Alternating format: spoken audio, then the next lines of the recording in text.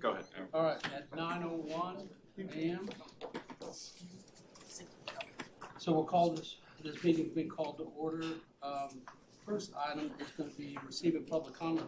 Before we go to that, I want to make a statement of apology brought to my attention at our meeting tonight during the session for our addressing our budget. There's a public hearing for our budget.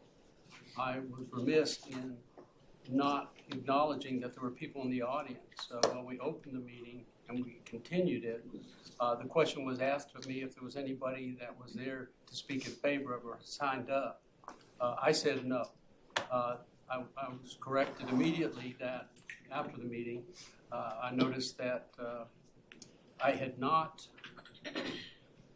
The people that want to speak at a public hearing don't have to sign up. So when the question was asked of me and I said no, I ignored the fact that they don't have to sign up. Therefore, I should have acknowledged those people who asked the question. So those people were not able to be a part of the public hearing as a result of that. Although the meeting continued, it did take away from the effectiveness of the timing of their input that they wanted to put in. So I have to apologize to each of those. I don't know who they all were, but there were a number of them. I have to apologize to them for that misstep and the missed opportunity to speak at that public hearing. Apologize and continue to talk to the attorney about the mechanics of that. So that's that. Thank you. Okay, so we're going to begin by receiving public comments. And the first public comment is Mac Browning. Mac Browning, 442 East Cherry Street, Duncanville. I just wanted to encourage you. You're doing a big job on this budget. It's what they have elected you to do. That's what we are trusting you with. We're just the normal people on the street, and we trust you to make these big decisions. So I just wanted to encourage you and remind you that you're representing us and that you're doing a good job because you're working on this. And I'll be praying for you all day. Thank you. Erica Brown. Family affair. Erica Browning, 442 East Cherry Street. I too want to thank you so much for being here because I know you're taking out an entire day just to work on a budget, and it's not part of your normal work. And I did write to each of the council members regarding the faux pas the other night and received explanation from a couple of people, and I do understand why the hearing was continued, and it was a good reason, and so I commend the foresight of that. But as you know, people didn't get to speak. So my suggestion would be, since the public hearing is currently open, that at periodic times during this workshop, you see if there's anybody here that would like to make comment on what you had just been discussing over the past hour, 2 hours, however often you want to do, since the public hearing is still open. Thank you.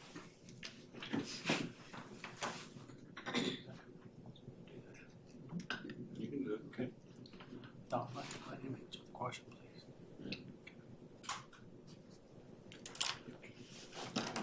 Break it.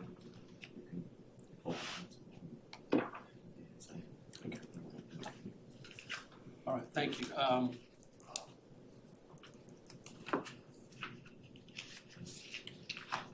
Okay, we have a presentation. We do. Okay, so we're going to go ahead with That's that. what this is.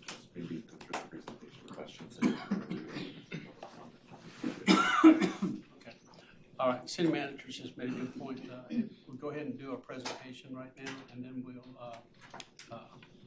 get a consensus from the council on allowing the public to go ahead and ask questions. Would that be okay with y'all? Okay.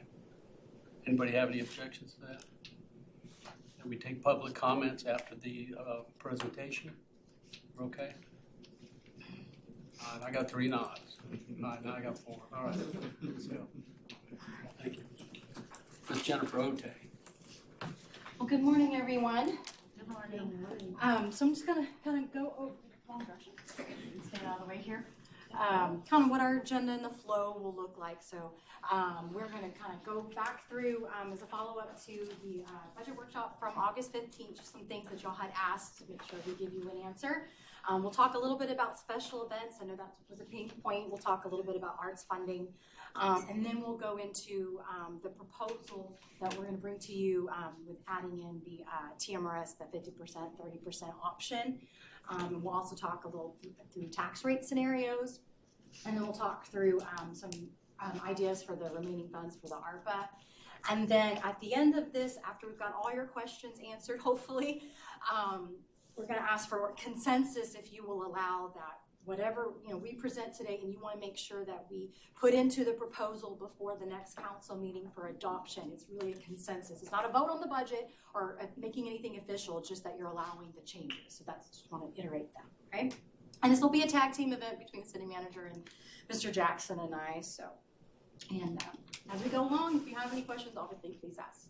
So from the budget workshop, there was a question about the Dallas County polling locations, and I think the city manager can speak to that. We just want to make sure we address some of the questions that you asked. Well, actually, I'm going to defer, so I asked Ms. Taylor to reach out to Dallas County, and so I know you did. So. Yes. And Dallas County, for the November election, it's already set. Those are the same. The only polling location is early voting at the library.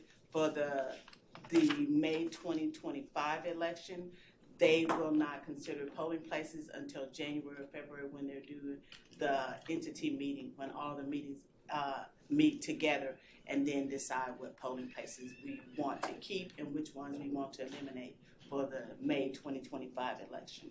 So I believe, right, I think we can make a request to reduce the number of locations, but they would consider that in January, so we wouldn't In know January, right. yes. So are you in contact with that?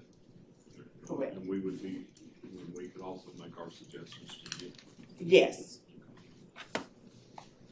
And Mr. Mayor, you had asked about boards and commissions training, so there's a $2,500 that can be used towards having an internal type training. But you have some flexibility within the training budget for the mayor and council to go.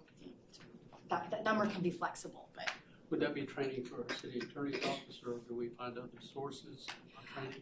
It would be, I guess it's really up to collectively what we decide is the best training mechanism for the boards and commissions. It could be bringing in the city attorney. It could be more of a conference or something. But again, the individual departments that actually are liaisons to boards, they typically do fund training for their particular commissions that's specific to the commission purpose. So this is really just more of a general. Okay, traditionally the attorney's office did an orientation, not so much training, but an orientation. Would that be considered part of this cost? Yes. Okay. All right, thank you. Okay, getting into special events, we had the presentation at the Tuesday's council meeting about the plan with economic development and with Parks and Rec. So this is not a change in the budget per se and the numbers that were submitted, but just want to confirm what the intention is in the next fiscal year. So as we discussed, economic development will oversee July 4th, will oversee Christmas, Juneteenth. This year will just be a sponsorship or a contribution, but they will oversee the event when it's back in our city, and then also the Hispanic Heritage, which will be in our city in FY25. So those are the specific events they will focus on and that economic development funds will be used for. Parks and Rec pretty much has everything else. So they will continue to do the Princess Tea and Fireside Chats, Boot Bash, and all those other smaller community type events. Again, it doesn't affect the budgets, the numbers that were submitted, but just who really has the oversight. Now, Parks and Rec will have the opportunity to apply if they needed to for like a sponsorship from economic development, but nevertheless, all those things will come out of their budget. Any questions or concerns? Special events? Mr. Gooden.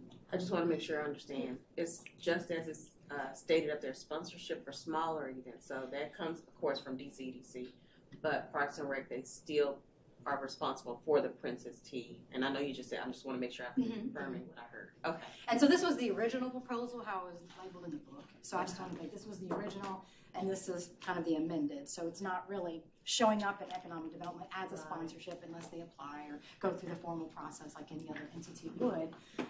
So Okay. just want to make sure who's court, that's it. So Any other questions? So moving on to arts funding, just wanted to highlight that we will bring, hopefully by the next council meeting, a proposed policy for us to consider. The motion is on the table, or the idea is on the table, that if we had a separate fund, we can automatically just put money into it from hotel motel funds that are designated specifically for the arts. That's kind of the idea out there. So we want to propose a policy, and then once a policy is proposed and you agree to it and we pass a policy, then we can follow up with a budget amendment, to implement said policy. But we still have to draft what that policy might look like. Yeah, so if I could I actually took the time and actually drafted the policy yesterday. So we have a draft policy, and it authorizes and directs the city manager to allocate 15% of the annual hot tax over into creation of an arts fund to put the whole policy together. And actually, right before this meeting, I sent it off to the Hotel Lobby Association and asked Scott, Josh Love, and Justin Brill, who are the lead attorneys for the Hotel Lobby Association, for their input on the policy. Obviously, I have to share with Hager. So the plan will be to bring that to you. There's no reason really why we can't have that on the 17th.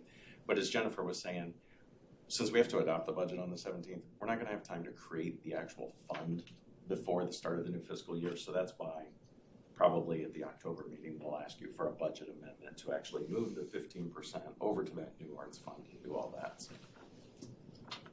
Yes. So if the Arts Commission should have any item that would be eligible for the hot funds, how would that then be covered if it hasn't? Yeah, so the 15% for arts funding actually would be earmarked and dedicated to specifically the administration and management by the Arts Commission. And as Councilmember Coons said the other night, the approval process, expenditures less than $10,000 must be approved by the Arts Commission, the Duncanville Community Economic Development Corporation. Expenditures of $10,000 or more require approval from the Arts Commission, the DCEDC, and City Council prior to committing funds. So that 15% would just automatically move over into that arts fund, and then any expenditures would be done by, like we just said there, $10,000 by the Arts Commission and the DCEDC. More than $10,000 would also involve City Council. And then the periodic quarterly reporting, policy review, all the typical stuff you would see in a policy is all in there in terms of the legal framework. So the Arts Commission itself would be the entity responsible. So anybody that wants to apply for funds through that 15% arts fund, they could go to the Arts Commission, ask for that, or alternatively, they could go directly to the DCEDC and request money outside of the 15%, over and above the 15%. So the 15% would go to the Arts Commission. That's base minimum, so that works out to about $138,000, I think. So that would be. But then if somebody wanted to, they're doing an event and maybe they wanted to apply for a grant, like any other entity, they're a not-for-profit, they would still have that mechanism where outside of the 15%, nothing to do with the 15%. Okay. They could still go to DCEDC and make For the other portion of the hot funds that remain, that is outside of the art. Correct. Okay, that's what I wanted to clarify. As a follow-up, any purchase made under this policy by the Arts Commission, if it exceeds, is there a limitation before they need to come to us, or are we out in terms of having authority over? Expenditures of $10,000 or more would need to come to City Council. Anything less than that, the City Council would. 10,000. Okay. Thank you. And Mr. Finch, first of all, thank you for drafting that up. And so, in any use for the arts would require, first of all, a recommendation review by the Arts Council, but also would have to be approved by the EDC as well. Yes. Thank you. More details to come on that. Nothing's set in stone at this point, but we just wanted to highlight we're working on that. Thank you. Yes. Okay, so getting into our first scenario of changes. So So at the workshop, we talked about TMRS, and consensus was we want to see what that would look like if we can add, TMRS into the budget. So the lowest benefit level is 50% updated service credits, which affects the employee population, and 30% COLA, which affects the retiree population. So I provided at the workshop, it was a pretty hefty list of looking out in the next 10 years of projections. So I would just cut off the rest of those years and just want to concentrate on 25 at this point. So adopting this benefit level obviously would increase our rate by 5%. The annual impact was 1.2 million. When I calculated it against our current payroll, we're giving 2% adjustment, not a 2.75% per TMRS's projection. The actual budget impact to this fiscal year to 25 is 930,000 citywide, so all funds. So TMRS operates on a calendar year. And we're obviously on a fiscal year starting October, so there's 3 months that are not impacted in the budget projection, if that makes sense, because the rate wouldn't change until January. So that's a reason why the actual budget impact is a little less than their original projection. So how do we accomplish that? 930,000, adding that into the budget. So Mr. Jackson is going to speak to some revenue assumptions that we have identified in order to increase our revenue. Good morning, everyone. Good morning. So specifically with these 4 items, so first of all with court fines. So in the budget, we have revenue for collection totals for the warrants that are issued out on behalf of the courts. So there is a backlog, if you will, in terms of outstanding dollars to be collected. So when we went back, we had more discussion with the presiding judge and the court administrator to have more conversation in terms of what could we do to ramp up collection in 25 so that not only could we actively pursue what is being levied out on a current basis, but our pursuit of more of the past due amounts in terms of the outstanding warrants and the fines associated with that is going out. So based on what the conversation that we've had with the presiding judge, with the court administrator, we feel comfortable with increasing that number by $500,000. Again, we know process-wise is definitely ramping up our collection both on third party as well as internal. But we feel that from a revenue target that this is achievable for the city. Interest income, we've looked at, oh, I'm sorry. We've got a quick question on the court fine. You said in addition to $500,000 in addition to, what does that mean? So on top of what's already included in the budget, we're actually increasing what our revenue estimate will be by $500,000. And again, what that specifically relates to is our being more aggressive on our past due. So amounts that have already been warranted, fines that have already been assessed to various people, but are still outstanding in terms of needing to be collected. Okay, thank you. Yes, sir. Yes, sir. So property percentage, does that increase? We looked, honestly, Mr. McBurnett, what we looked at was based on what the outstanding amount was as told to us by the courts. And so that 500,000 represents, again, we were trying to hone in on a specific number, but what we were told was that range could be 3.5 to as much as $5 million that's outstanding for collection. So we saw that number as being on the low end, 10% of the outstanding number, which we think is achievable.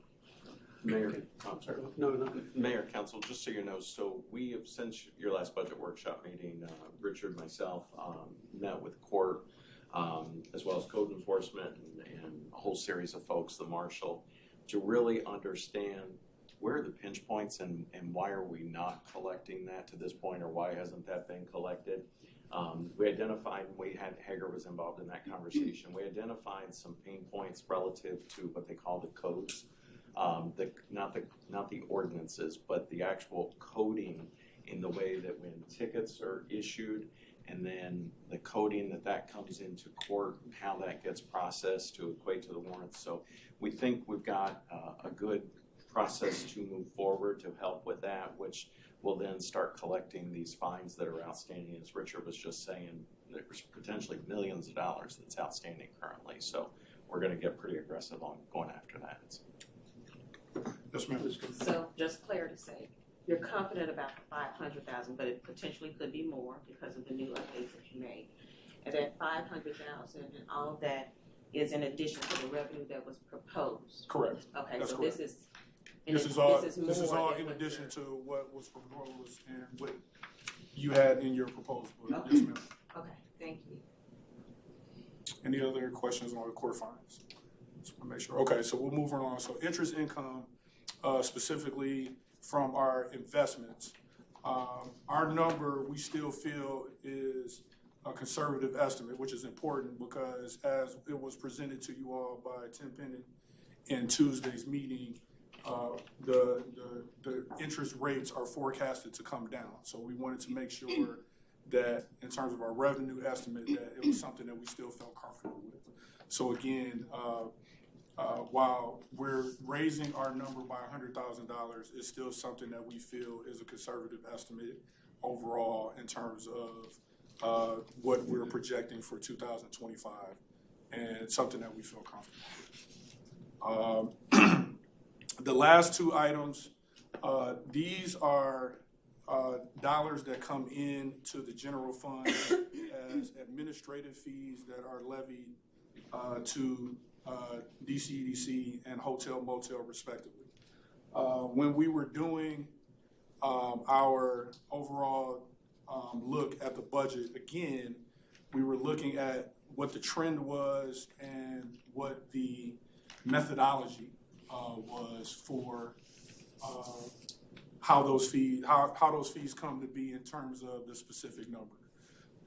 We feel that, again, as we're introducing new and updated policies into this council, that this is one that we definitely want to make sure that we have some more specifics behind, and based on the trends of what has been charged for administrative fees over the previous several years, that we feel comfortable and feel that it can be justified in terms of the increase to the admin fees for 2025 in those particular areas. And so the numbers that you have in front of you, the 12,000 and the 75,000, represent, again, what we feel is a justifiable number in terms of increase for the admin fees for those two funds specifically in 2025.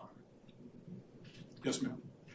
Admin fees, so if I try to make it make sense in my head, the world I come from, stormwater management, any department that does any particular program for stormwater management, we reimburse them for their services. Is this something similar to that, where hotel motel funding is being reimbursed for their services as far as the admin portion? Does that make sense? Yes. So essentially, out of those two funds specifically, there are staff employees in terms of different things they're doing, from accounting functions, from just administrative functions that operate outside of those two funds, primarily in the general fund.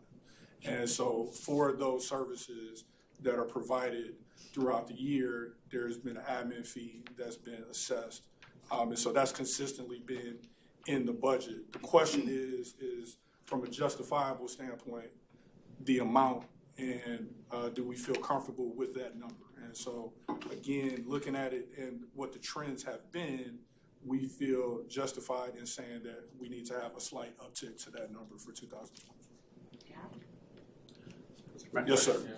So that's true to say, adding 600,000 with the court fund interest income, because I think we were looking at a $500,000 shortfall. Now we've got that in there in our, and so we're meeting our policy as well. So yes, and so we're halfway to addressing that question, Mr. McBurnett, because certainly on the expenditure side, as we just talked about with our proposal for the cost of living adjustment, there's an increase to expenditure. And so overall, there was the $900,000 increase overall to the city. But as we know, most of that cost is going to rest in the general fund. And so we will address that on the next slide. Okay, and you may have already answered this, but I'm Yes, going sir. to ask for clarity for myself. On the estimate of $500,000 to be collected in court fines, tell me again what's going to happen operationally to achieve that. What's the difference? So we're identifying 3 points. Number one, internally, in terms of what revisiting our strategy to optimize our strategy internally in terms of the collection. So the phone calls, the visits from the marshal that go out, that we reassess that and make sure that we're optimizing that. Number two is conversation with the collection agency. So we do, the city employs a third party to do collections on our behalf. We actually have a meeting set up for next week. Who is that third party? It was MVBA. Okay. And so we have a meeting with them next week to address this as well and try to figure out what they have, again, to try to revisit, crowdsource, to come up and make sure that everybody is comfortable with having a more aggressive strategy. Again, with the eye to say, okay, hey, it's a win-win for them because of the fees that they would collect as a result of assisting us in collecting our outstanding amounts. Thank you. Yes, sir. You have a question? Just a comment, I would just say thank y'all for that effort and finding a way to do this. I think it'll help us in the long run and bring in employees and broaden the pool of new hires and retaining people. Thank y'all very much. So we'll move on to the expenditure side, and what we were able to do there, Yes. because it's not all on the revenue.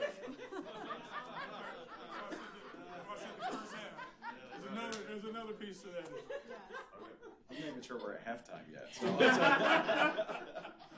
Okay, so again, we're just talking about general fund. So general fund does not incur the entire expense of the TMRS, but as we've calculated it, so that increased expense is $804,000 to the budget. So the different things we were able to identify to reduce in order to make it happen. So we went back through overtime budgets. We're proposing between police and fire, $150,000 decrease in an overtime budget. They still have plenty out there, so we're not completely taking all of their budgets away. As you know, fire department has been in at 90. They have a new schedule now, the 48 on and 96 off. So we have seen a downtick of overtime because of that scheduling. Hope that trend will continue. So some more things we were able to cut since we are outsourcing GIS at this point. There's a bunch of subscriptions that we didn't really need, so I was reducing that. As you know, that we have a regional partnership with a dispatch, and that there's software coming online in the very future. We've already been to council with it. I had planned this to happen in 25 because that was my original assumption putting the budget together, but that actual payment that we're obligated will not happen actually until 26. So I was able to remove that out. Another one, so council retreat, we had $21,000 in the budget for a facilitator, and we think we can get by with having a facilitator at a less cost. So 21 was budgeted, so we still have $6,000 for that. We removed some IT-related training and membership things that we were just not utilizing, as well as some maintenance things. Council retreats. Jennifer, No. on the maintenance, Yes.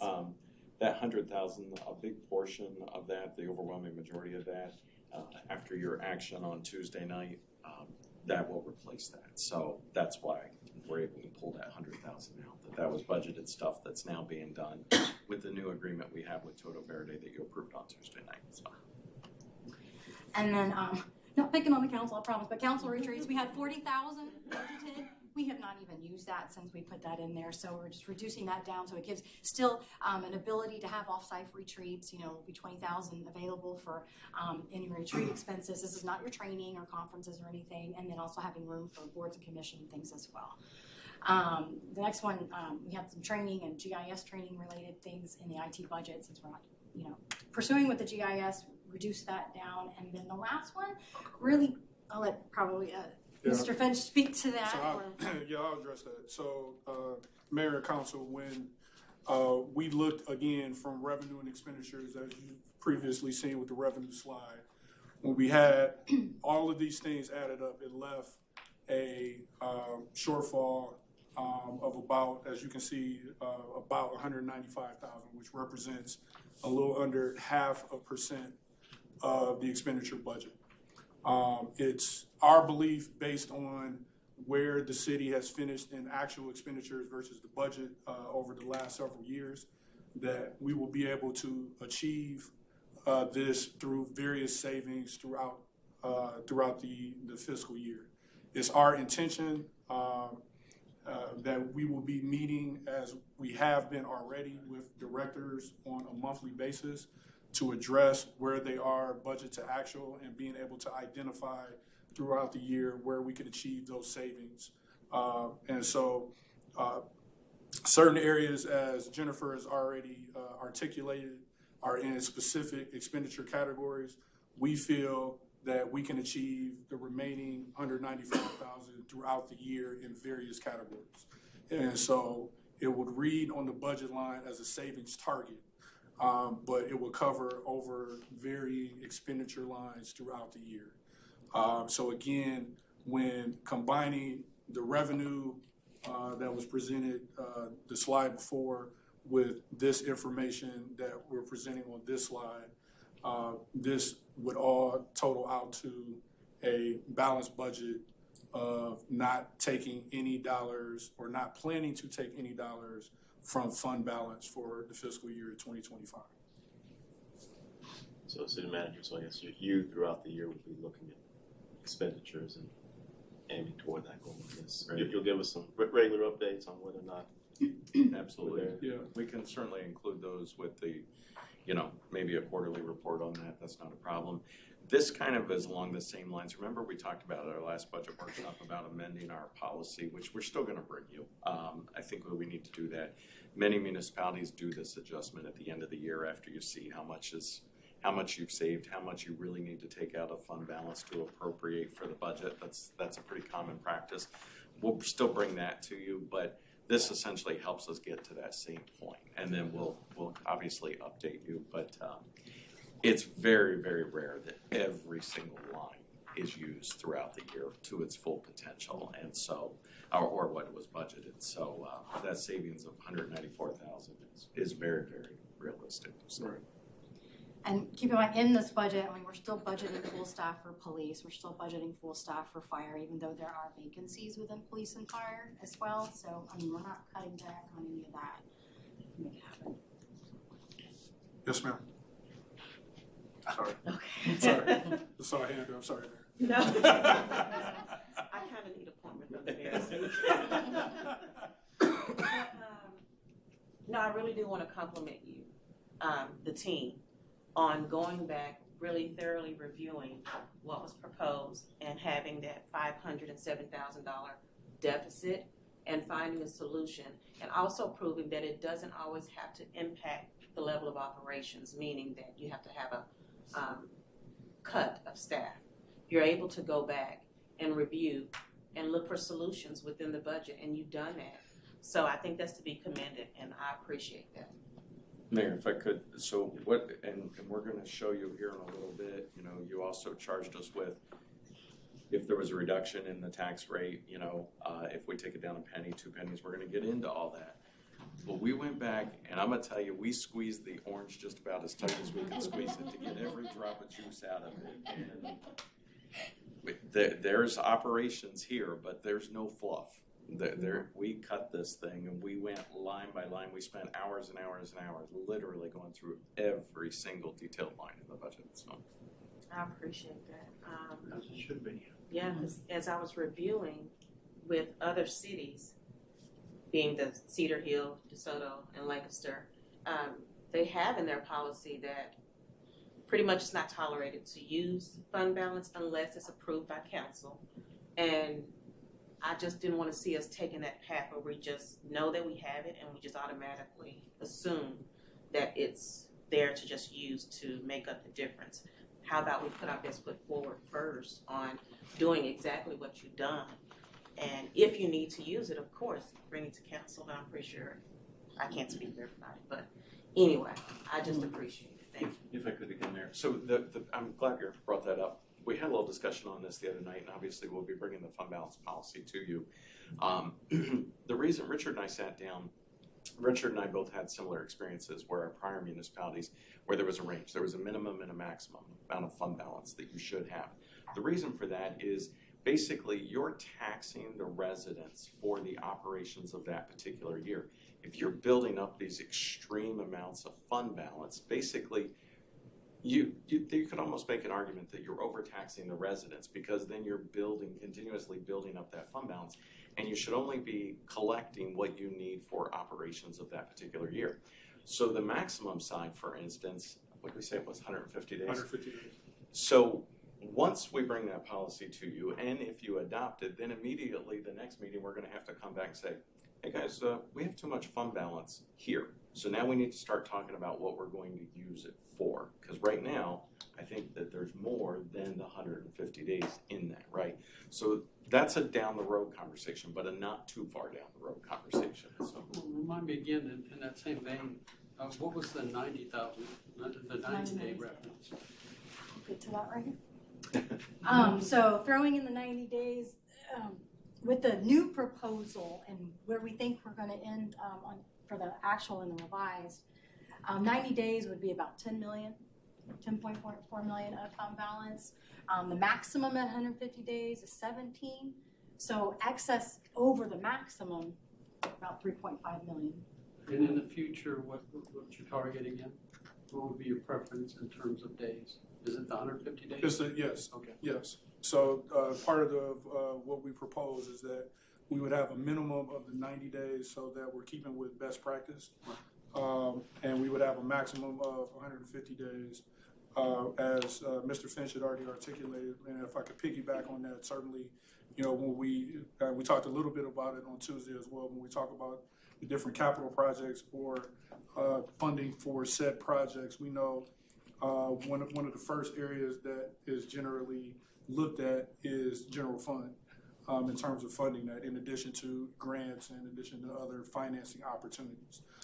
So this helps us to have an eye on the various projects that are being discussed with you and the council. Okay, and I think in different ways you've explained this, but as a one-time explanation, the efforts to be watching the revenues and the expenditures throughout the year to get to a point where you don't have that surprise 507,000.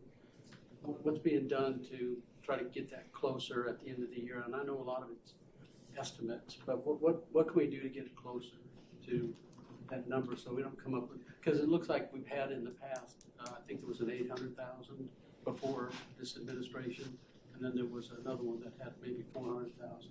So we just speak to that. So the adopted budget last year, this group had allowed us to use fund balance for one-time expenses. We gave a one-time lump sum to employees because we delayed the compensation study increases till January. We also did an ad hoc TMRS, so that was communicated last year. But as the year has progressed and we've gotten a lot more interest income, for example, that number was brought down. So the adopted budget was actually at 800,000. So the revised estimate at this point, which is at 478, so actually we're able to knock that down in half.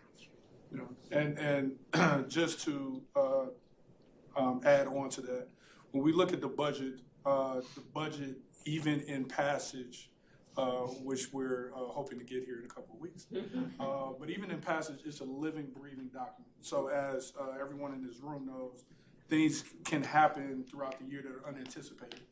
And so our first step is always to see where we can identify things in the budget so that we can make it budget neutral, meaning we're not coming back asking for additional dollars. But as you've seen, there are some instances where we do have to come back and explain what's happened and ask for it. So it's always our intention to try to keep those type of instances budget neutral, but we know they happen, right? And so we try to start with our current budget first and then move out and bring it to this body to ask for authorization from there. Thank you. Yes, sir. Mr. Penderbaker? Has the thinking around best practices changed in the last 5 years? I don't remember us being at 150 days as part of that. No, it's a great question. So the best practice is 90 days. Where we're having the maximum is to say that for our discussions, whether it's with ratings agencies, different areas from like a bond, or it's revenue bond or general obligation bond, in terms of where we are even over and above that, and having a policy that speaks to that, that puts our best foot forward in terms of not only our bond rating, but potentially like the interest rate that comes associated with any debt that the city could go out for. So the fact that we have a policy that caps it, I think puts us in a good position. So if the fund balance were to go down because we transferred, for example, dollars to capital improvement, we would have a policy to say, okay, this is what justifies it. The fact that we know that we're gonna have to spend some of these general fund dollars on projects, but at the same time, we're trying to be good stewards so that we can still continue to do the projects on top of making sure that we have things from an operational standpoint if we need it. I'm sorry, if I can just clarify, Oh, please. just because I want to make sure everybody understands. So what we're saying is we would have not less than 90 days in fund balance, but if it gets to where we have more than 150 days, we're going to come to council and say, hey, we probably have too much fund balance here. We should think about what's best practice and what you want to do to spend this. And I remember a decade ago, when we were paying attention to this a little more closely than I have last few years at least, that we were at 60 or 75. And I remember the public getting a little upset when you got to 75 and 90 and said, why do you have so much extra money? So this is completely different than it used to be as far as the feeling that the public might have about the fund balance. So understanding that's important as to why we are there. Appreciate that. But what I would say is I think that's exactly what we're trying to do is we're highlighting that. We're saying, okay, so Gatsby and all the accounting best practices is really 90 days. So we would have the minimum of the 90 days. But this would actually, the new policy, if adopted, would say, hey, if you have more fund balance than 150 days, we really need to think about what we're going to do with it. And then it really draws to that attention. Then there's a policy in place that currently just doesn't exist. I mean, you can see there's well more than, and has been for the last 3 years, it looks like, well more than 150 days of fund balance. Mr. Penderbaker, you're right, and we were just talking about that. I recall that a number of years ago that 60 days was the average for the city of Duncanville to have. So times have changed. So why 150 and not 120? Yeah, great question. I mean, so, and Richard, feel free to jump in here, but we want to give some flexibility, but again, 120, that's 30 days. You should have a little bit of a wiggle room. I've seen it like 30% and 60%, or 30% and 50%. That's not quite what we're doing here. But the big thing that we're drawing attention to is, okay, if fund balance really starts to get out of control, and that's a lot of times municipalities get dinged by the comptroller audits on having too much fund balance. And my guess is if the comptroller came in here and did an audit of Duncanville, that's probably one of the findings is, hey, Duncanville, you have too much fund balance that's not being, the unassigned fund balance that's not currently being utilized. So this really draws attention to that. If you go over the 150, then we've got to really start to identify some expenses for that money. And then it gives us a little bit of a cushion if there is something coming up. The other thing that happens is sometimes you have a big expense coming up and you might need to utilize it. So it gives you a little bit of flexibility. You're going to need a little bit of flexibility.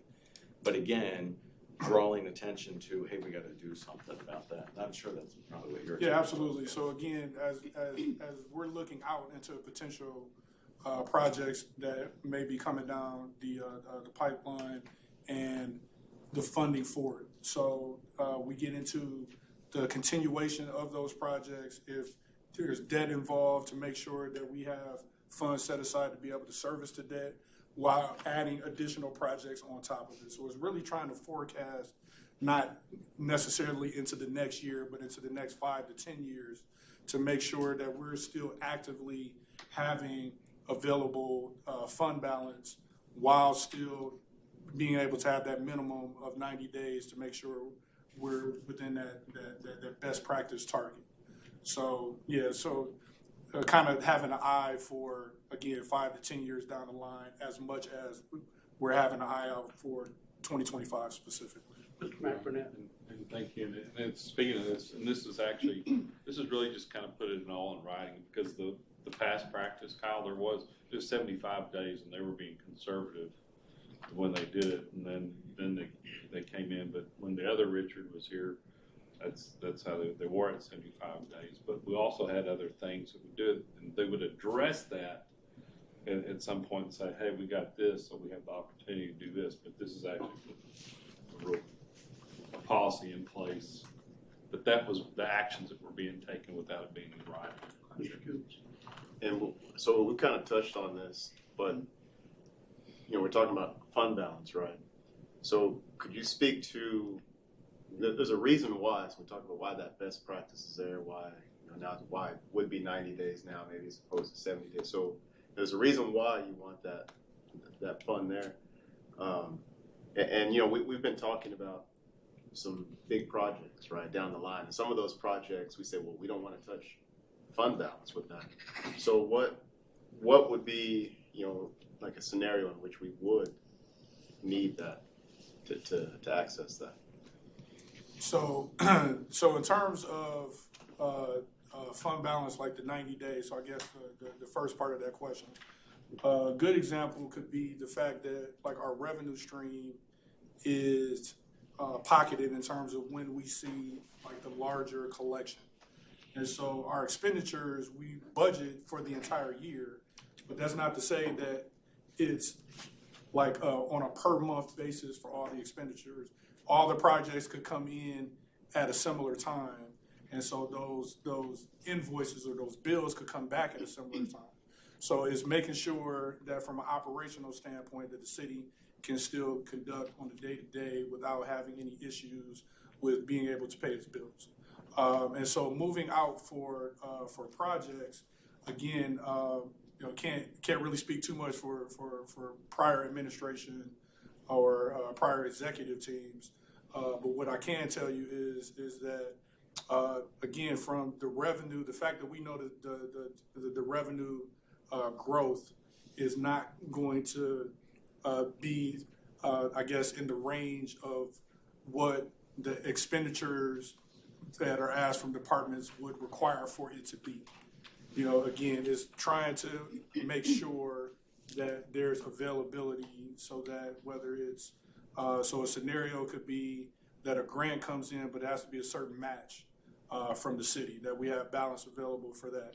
If it's various projects that come up and it's just an emergency need based on what that project is and it's been voted on to the council that we have budget or fund balance to be able to cover that, again, where it's not coming to where you have to make a decision operationally or project-wise. So it's really just trying to make sure that we start as fiscally conservative because that revenue growth is not at a point where it could sustain that we're spending additional $7 million in a year and watch that fund balance go down, and not knowing, because again, if we're submitting balanced budgets, that it's not adding to that fund balance. So there could be some other projects that are coming in that we're not in position to be able to fund. And as far as in terms of communicating to the public, we're not just hoarding up a bunch of money and putting it under the mattress. That it does serve a purpose. And if you're a corporate entity or if you got a household budget or whatever it is, you always have something set aside for emergency uses or whatever it is. So, thank you. If I could, Mayor. So we've been talking specifically about the general fund here, but keep in mind if you adopt this fund balance policy, this would pertain to each of the funds. So the utility fund. So there'd be a whole separate number and a range for the utility fund. And so then when we start talking about projects, and we have that meeting in October where we talk about capital improvement plan, we might start to identify, hey, we have some real drainage needs, or we may have some other needs that may be able to be funded out of the utility fund, for instance. And so that's where we'll have those conversations also. And we'll identify, okay, we should have not less than this and not more than that. And I also share, I think council knows this, I put it in a couple of ARs, but Richard and I have had meetings recently with S&P and with Fitch, and most municipalities actually have written fund balance policies. I remember saying earlier this year, we're gonna bring you something because, you know, it's best practice to have something in writing that's spelled out that we're following. And Richard and I promised both S&P and Fitch that we were gonna be bringing this to you guys, and they were very, very receptive to that. Before, you know, in the future, if the city of Duncanville ever does additional bonding work, we'll probably want something for Moody's, and I can guarantee you from my past experience and Richard's experience with Moody's, they're very strict and they want to see these policies and everything in place before they give us a decent credit rating. So, And Councilman Pennybaker, to your question on the cap, I think that better positions the city for discussion with the ratings agencies if we were to have a reduction in fund balance. So when they're looking at year over year and they see a reduction, it may initially wave a flag for them where they want to ask follow-up questions. And so we have that fund balance policy and can speak to that, as well as, you know, potential projects that balance was used for, that I think better puts us in a better position in terms of discussions that we know we're going to have with the ratings agencies. thank you. I can't say it again, I can't compliment you enough on even considering, like I said, reviewing and going back and scrubbing, and the policy. As a compliance person, I just think it's good to, as we said in a previous meeting, say what we do what we say, be transparent about it, allow the public to know, then explain why we're doing the 150-day cap, and then the difference in between. Just good job. Good job. So I'll just quickly go through some of the other funds that were also impacted, but just know that they were impacted mainly because of TMRS. So we'll talk about the utility fund real quick. So the impact for TMRS came to about $70,000. Also, we talked about this at the workshop, but I want to go ahead and add it in here. Proposing changes, we're going to need more for the Trinity River Authority, you know, so I'm proposing $500,000 more to the budget. But at the end of the day, looking at the proposed, we're still over, revenues over expenses.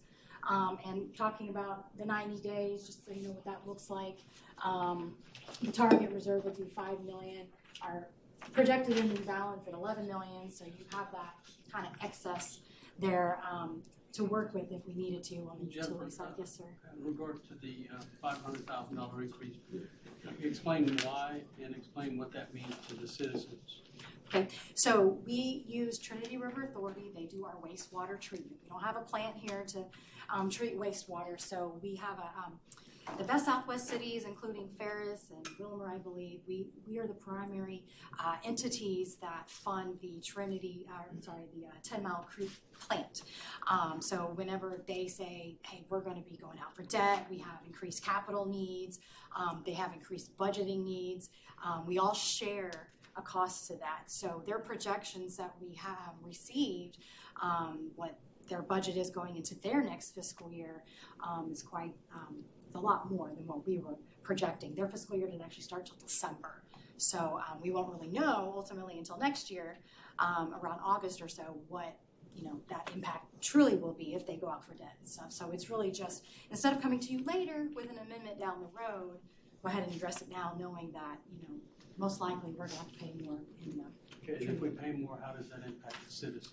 Well, this is built into the rates. As you know, the revenue is based on increasing the rates per that 5-year, rate ordinance increase. This would be the third year of that. So it's built into their water and sewer rates. So it doesn't impact them in ways that they're having to pay more, other than what we assess on the rates, if that makes sense. So it's built into the budget to meet the operational demands of providing water and wastewater. But you don't see an increase to the public as a result of this? No. So before, without building it in, the revenue that we were estimating and the expenses we were estimating, we were about 600 over revenue-wise. So this just brings that down, but we're still about where we need to be. On the sanitation fund, we have 5 people here, so same story. I mean, it's just the TMRS changes here, but we're still projecting ending the year with a little bit of revenue over expenses. Hotel motel, we have 1 person in there, so it's just a small TMRS change there, but also the administrative fee we talked about, adding that. As you know, we do have one-time project coming out of the hotel motel, so I know we're dipping into the fund balance, but we have quite a bit in excess fund balance that we haven't been able to use for hotel motel related expenses, so we are, you'll remember we're doing an HVAC replacement and roof replacement for the field house, so that's really a one-time cost to the fund in order to make that happen. And then economic development, we have 4.5 full-time employees there, as well as 1 for beautification. So the changes in TMRS, and again that administrative fee. And as you know, we're pretty aggressive at economic development with incentives and such. So we're utilizing the fund balance that we've built up over time in economic development for said projects. But looking historically, we've not spent what we budgeted. So. See if that trend continues to happen. And then field house, same thing. We have 3 full-time employees there, so but they're projected to come in revenues over expenses. So those are pretty much all the funds that are impacted by the TMRS change, adding that into their budgets. Do y'all have any further questions y'all want to ask at this time regarding these changes or proposed changes? Okay, before we, yes, okay, we're gonna open this up to public comment now. So, Ms. Ebert? I wanted to ask a quick question. The field house, right? Make it real clear that debt has gone up. So this will be the last year for the debt, and it'll be paid for. Ms. Ebert? Yes. Patricia Ebert, 115 South Greenstone, and I have 2 questions. Whenever you were talking about TMRS, you said 2%, and yet come January 1, there's a potential 1% increase for all employees. And the way I understood it whenever I did a public comment is that if the employee passes the performance review, they get the 1%. If they don't get the 1%. Or they could get partial 1%. So what I saw was 2%.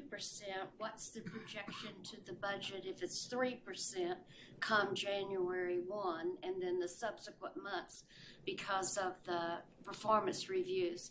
And then also, we see again that economic development has continued to have a negative balance fund. It started out at 2.1 million.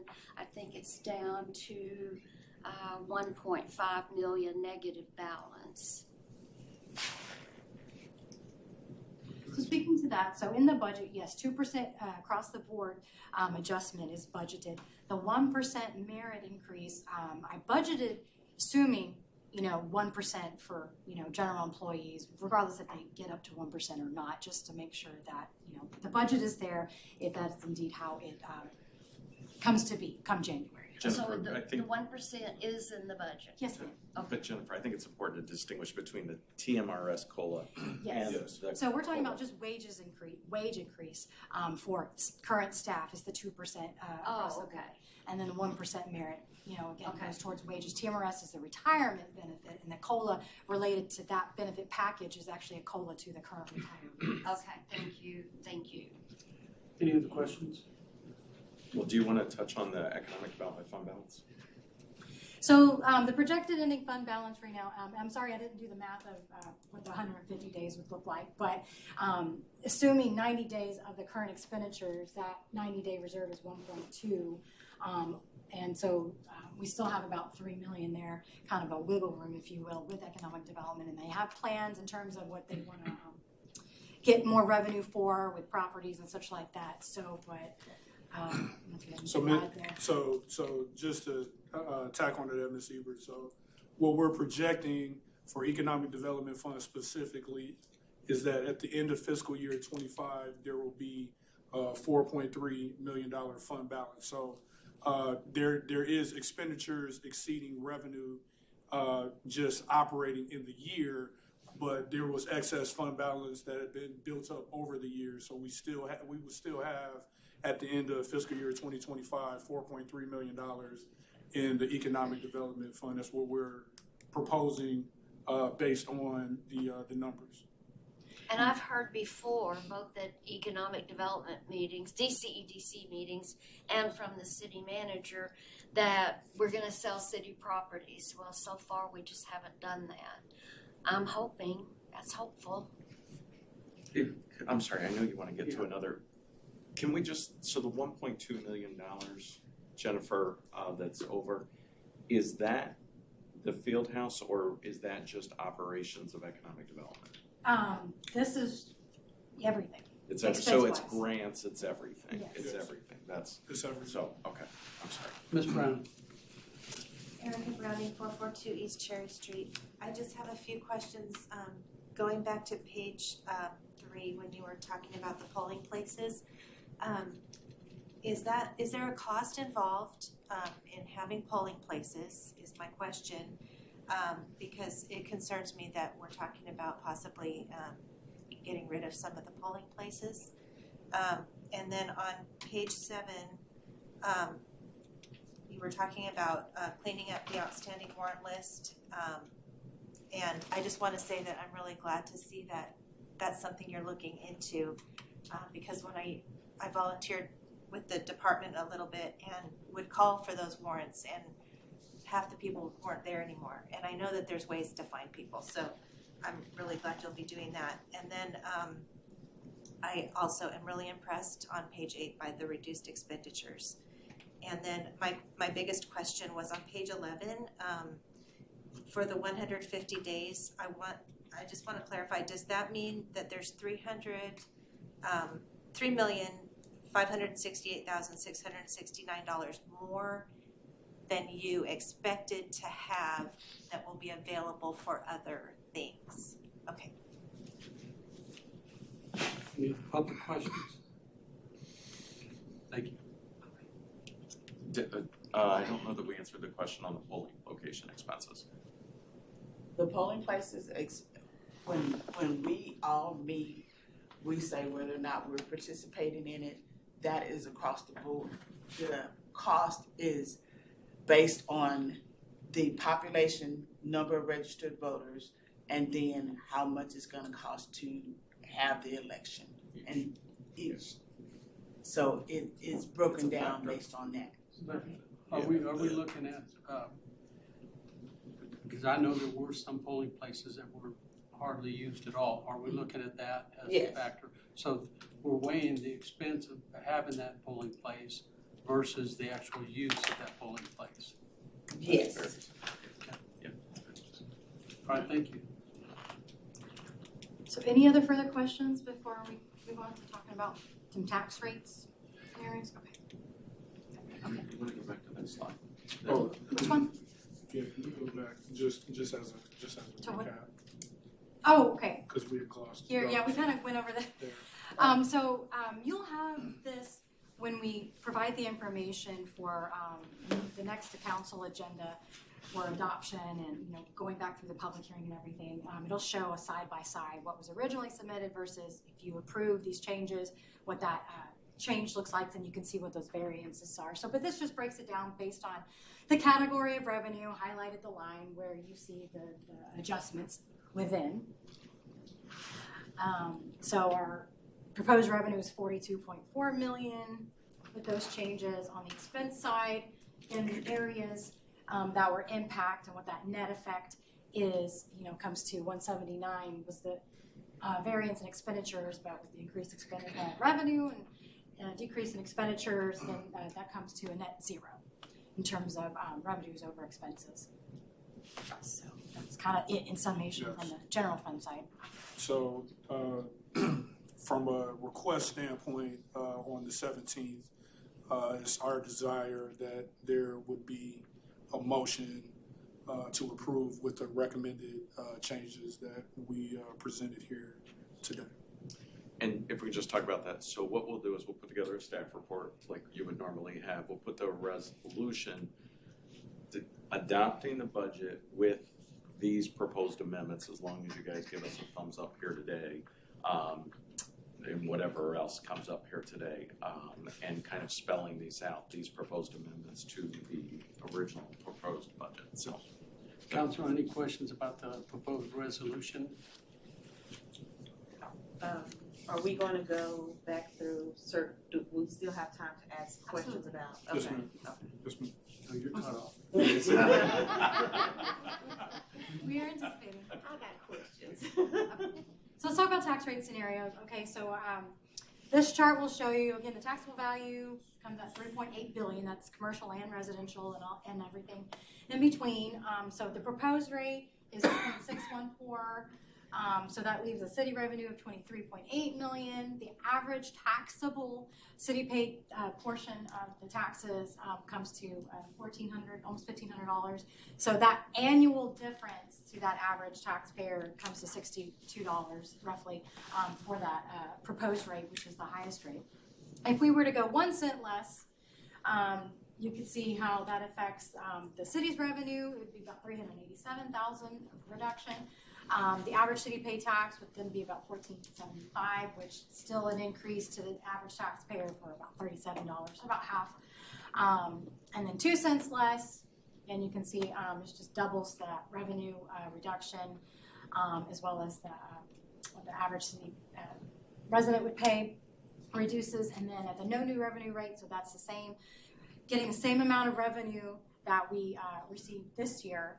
That's what that rate is based on. It would be a 1 million revenue reduction on the city side and a reduction on the average taxpayer side. So going through the exercise, really what's left, again, 65+% of our budget is people.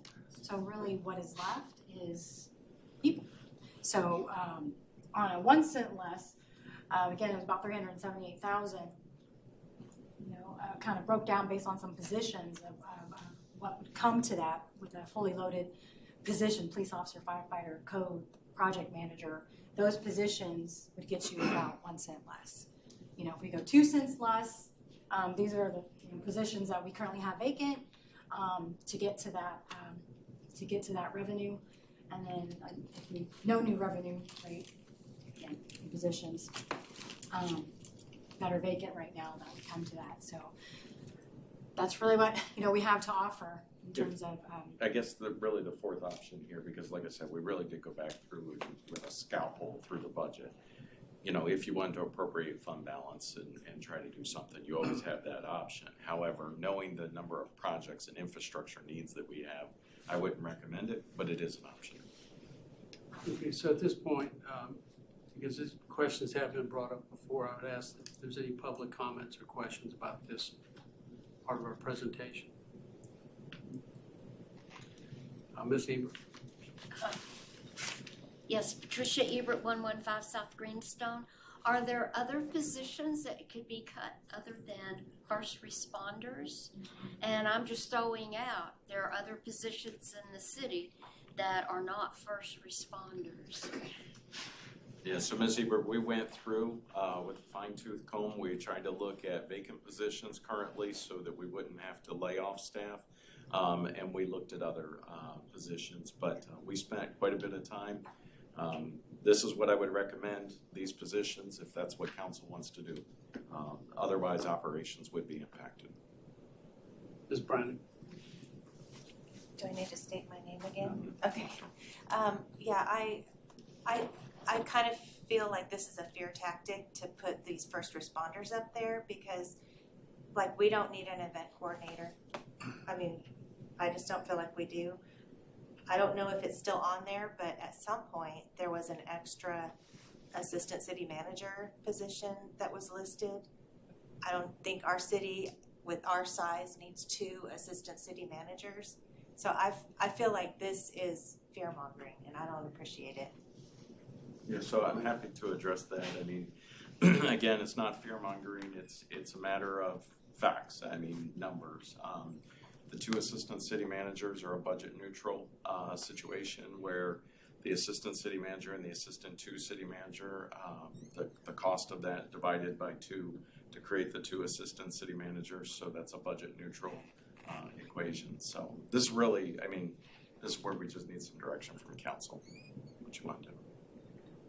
These are currently vacant positions. A lot of these positions are vacant, yes. And so it would be a freeze on those positions for this fiscal year, and then we would revisit the next fiscal year if decided to go this direction.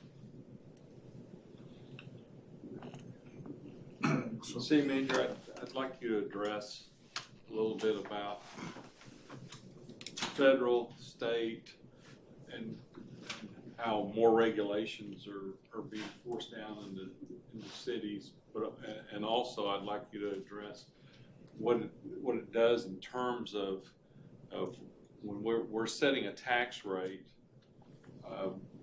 and we're trying to redevelop and grow, and what your expectations or your vision for that as well. Sure.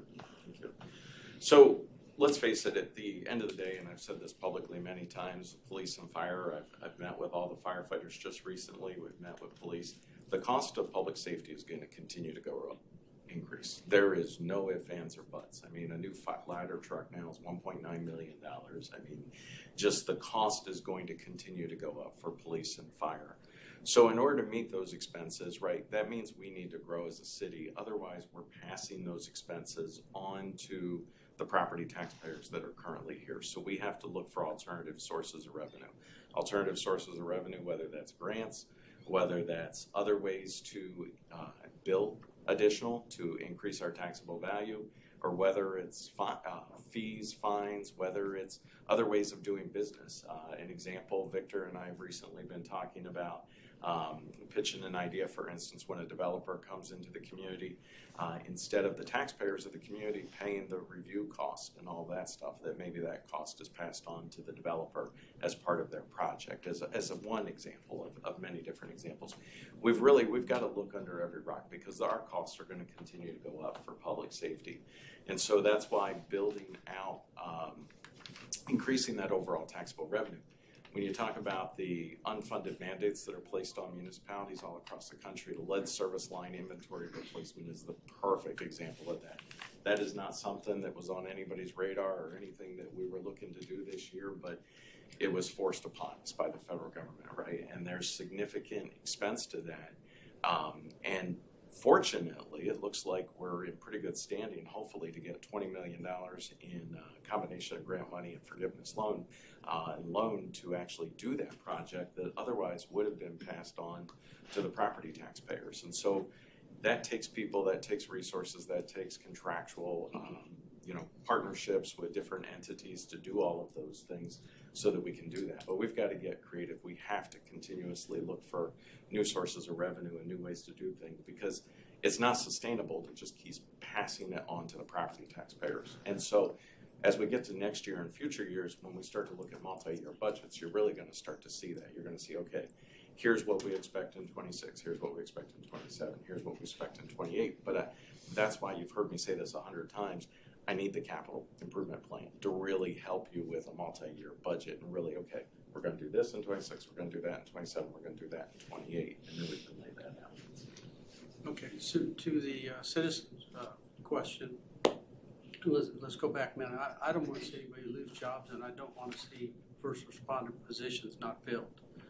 It's been tough enough losing people in those positions. I certainly don't want to allow for opportunities not to, or to take away opportunities to fill those positions. It is true that they're high on my priority list and others, but let's go back and just not to debate the merits of the two assistant city managers. What are the two roles? Because we see the distinction between two assistant fire chief or police chiefs and what their roles are. I don't think I've ever heard what specifically each one of them will be assigned. Sure. One would be assigned for community-related outreach, and community departments would report to that person. Other would be focused more on internal operational type stuff, IT, HR, that kind of stuff. So a separation. Okay. And so along with that, there were other positions, obviously, that probably weren't at that salary range, but there are positions that may or may not be filled that were discussed when you were looking at this list, other positions within the city. When we went through internally? Right. Yes. Right. And so none of those made the list up here. Is there an assumption that those positions were critical for our operations? Were those positions vacant? And how was that, how was it that, these are all essential right here as far as the city, the citizens are concerned. They want police officers, they want firefighters, of course, they want code enforcement. I'm not exactly sure, you know, we dabbled in it a little bit, but I'm not exactly sure what the project manager does for us. But forget those. What about the other positions that may be vacant, that aren't critical? And how did you assess those others that didn't make this list? So we went through each of them, but keep in mind what we're really talking about, this 1 cent, is the general fund tax rate. So like the special events person is paid out economic development, has nothing at all to do with the tax rate. Okay. So that's really doesn't even factor into this. So these are, and again, these are vacant positions. And so instead of laying people off, we started to look through some of the different vacant positions. Now, when you start to get into the further you go towards that no new tax rate, that becomes more challenging when you start to add in those other positions. But what we did is we went through in detail the general fund tax rate implication positions. Yeah, and the reason I'm asking this is because, and I'm not arguing with what you have up there, but when we set the tax rate, there was a comment made that oftentimes, and not just this council and this administration, but oftentimes when we set that tax rate, we never have an in-depth discussion to see if there's a possibility of dropping down a cent or two. So we made an effort to do that. But I just want, for clarity's sake, that we address beyond what we have up here that we know. You've given me an explanation. I have another question over here, so let's go to that one. Yeah, I just want to, on page 11, on that $3.5 million that we're saving from the fund balance, where's that going? I mean, why can't it? Okay, repeat the question. That $3.5 million that we're saving on the fund balance, where is that going? So if I could, so that is $3.5 million that council's gonna have to make a decision on what they want to do, what they wanna allocate that to. So For if they tax wanted to utilize that in some way and appropriate some money for the budget, they certainly have that. However, we have quite a few projects and infrastructure projects that need to be done. That's why I say I wouldn't recommend it, but you could do it. So. Okay, so at some point, then, can we identify those projects and talk about them again? Well, that's October 29th. That's the whole entire meeting is going to be on capital improvement projects, but we have. That's a little after the fact. So, Well, you have millions of dollars, I will tell you. You probably have $100 million in projects that need to be done. It's a huge number of all kinds of things. Could we just get a couple of them so for the public? I know we've discussed them in council, so like AMI, the lead service, but that's under a grant. So what That's are some half under a grant. half of it under a grant? So we want to do AMI throughout the city. Correct. And what was another project that? We're gonna, maybe it would Just help give us if we one or two. to the ARPA list. So because then you can show, at least, we'll come back and revisit ARPA, but this is a list of some things that are, you know, so you've got Harrington Park, you've got trails, you've got fuel pump replacements. Obviously, the service center is huge. AMI, drainage. I mean, these are just some of the things that are on recent discussion lists. But again, even just the other night, Tuesday night, right, we had the facility needs assessment.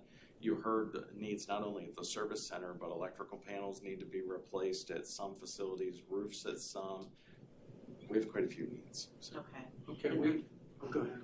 And then, so about the vacant positions, what is the workload balance per employee? So let's just take police, because I know at one point we had 8 vacancies, right? And that was putting a strain on the police department. So what is the impact of having 1 vacancy compared to the calls that they have to respond to? Yeah, do you want to talk about what the current vacancies are and kind of the situation, and maybe introduce your new assistant chief while you're standing? Thank you, Mayor, Council. I certainly want to take a little bit of time, if I may, to acknowledge finance and the city manager on their hard work on providing this budget and creating this budget. Also want to take a little bit of time of introducing our new appointed Assistant Chief of Police, Ron Wilcox.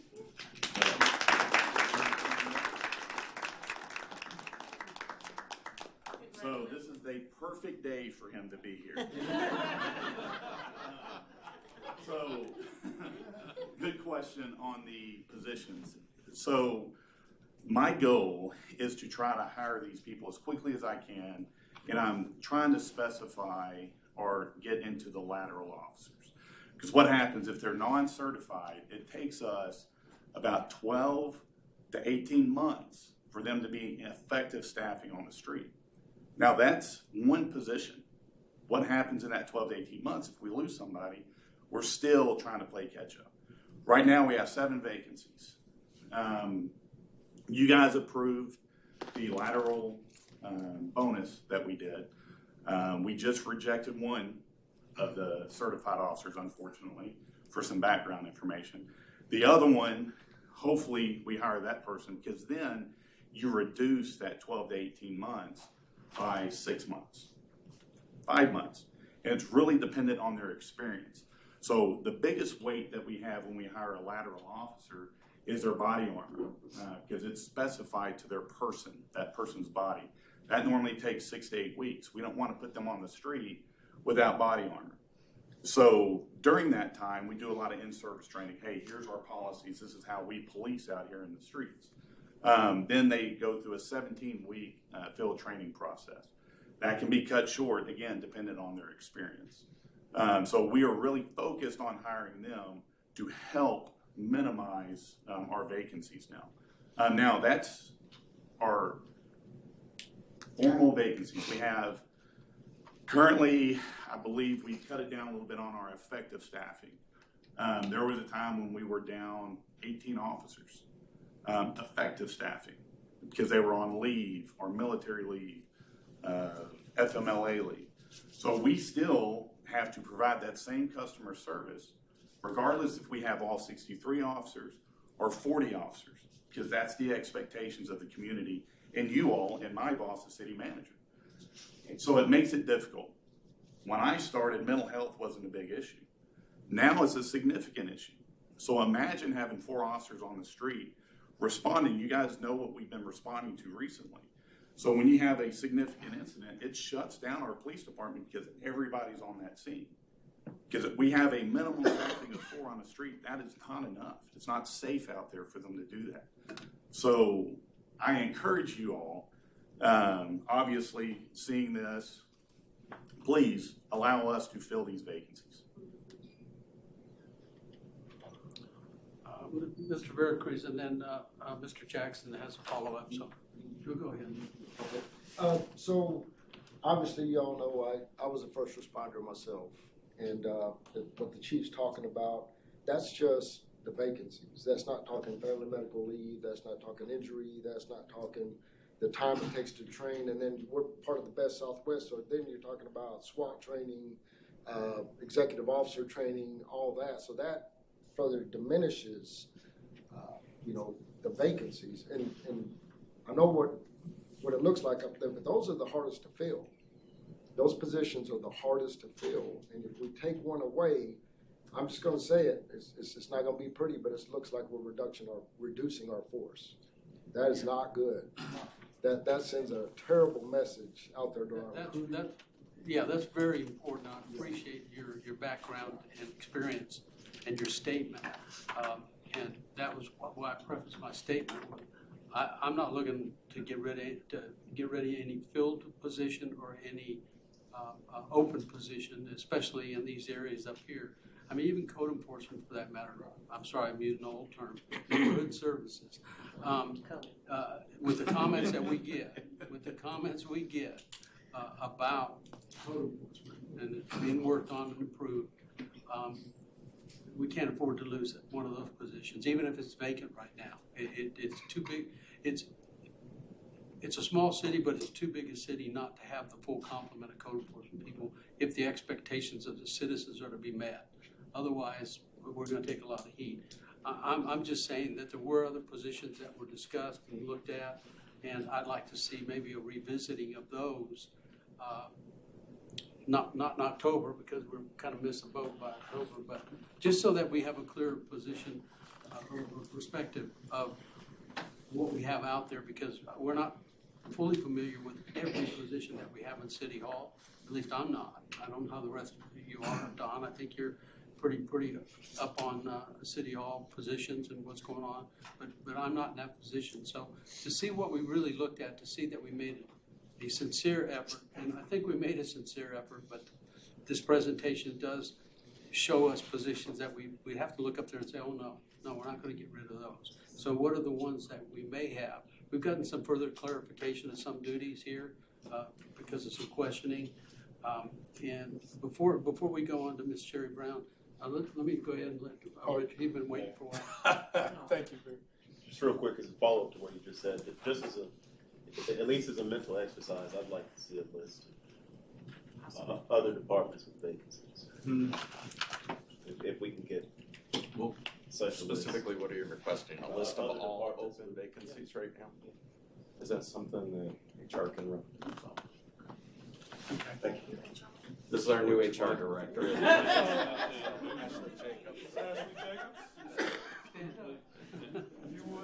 Hi, everyone. I will get that report for you. So what's her name again? Ms. Ashley Jacobs, our new Director of Human Resources.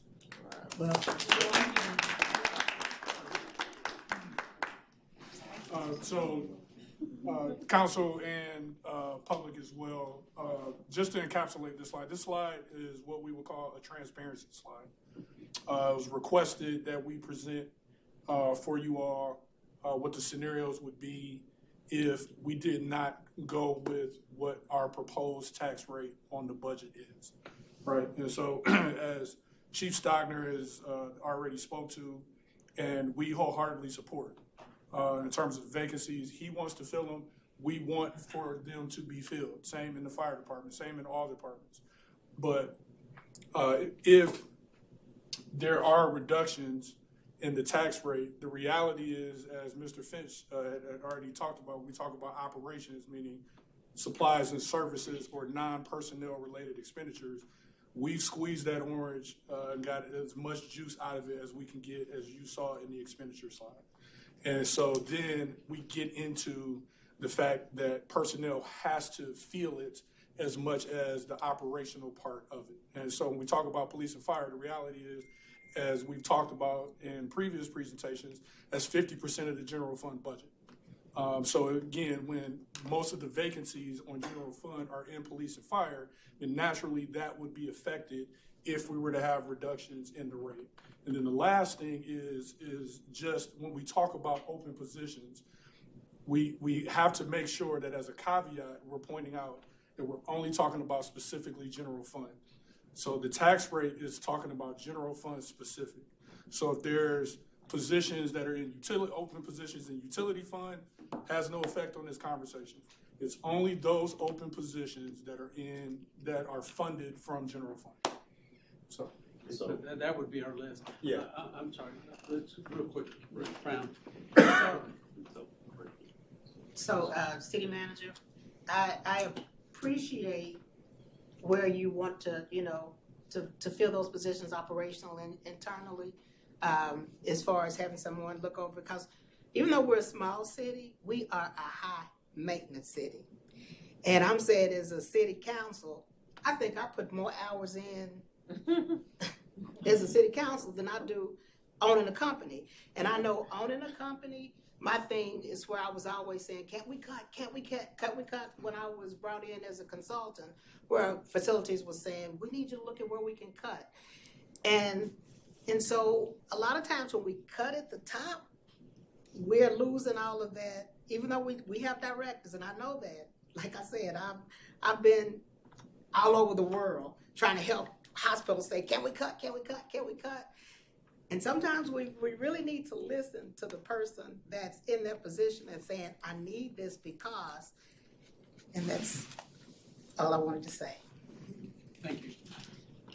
And yeah, just real quick, because you're waiting. So I guess when we do get that list, make sure it's classified by which ones do impact the general fund. Right, so what we'll have to do is we'll have to go through the list and then we'll have to probably sit down with finance and Jennifer specific. So like for a perfect example, this question came up about special events. That's not in the general fund, or even some of the utility billing type stuff. It's not necessarily in the general fund. So we'll have to really, that's why it really does, as Richard was just saying, you're really starting to get into the core positions of the city that are funded through the general fund.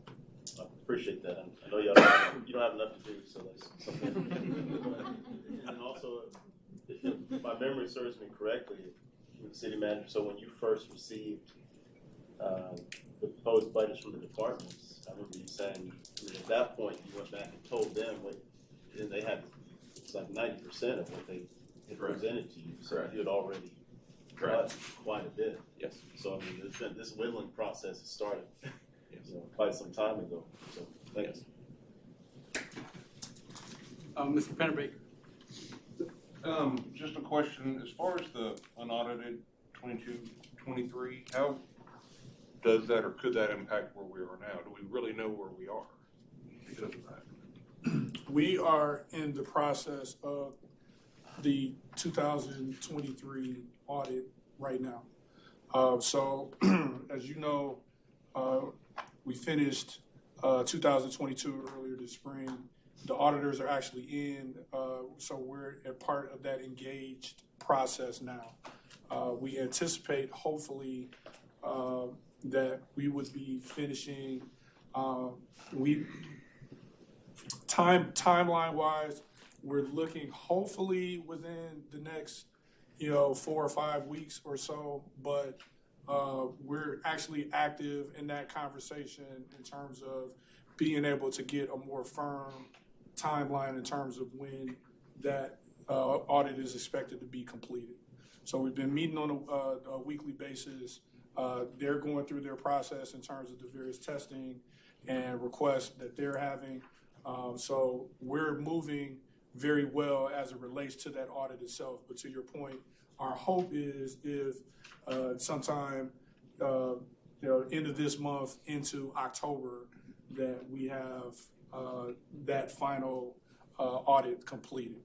And so when we get a firmer timeline, and we've been meeting with them to try to do so, then we'll definitely bring that information to the council. Mr. McFernan. So I'm not trying to put words in Mr. Penderbaker's mouth, but I think he's concerned about, are we gonna have any significant changes that are gonna affect our general fund? And We don't, all that? so from what I can see, we don't see anything that would give us cause to pause in terms of what we presented.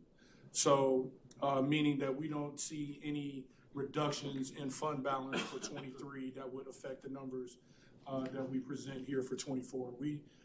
We feel good about where we're at. If anything, if it's not at that number, it could be potentially a higher number that what we're presenting. We don't anticipate a lower number at this point in the audit process. Any other questions? Yes. Patricia Ebert, I want to tell you I adamantly oppose reducing any first responders.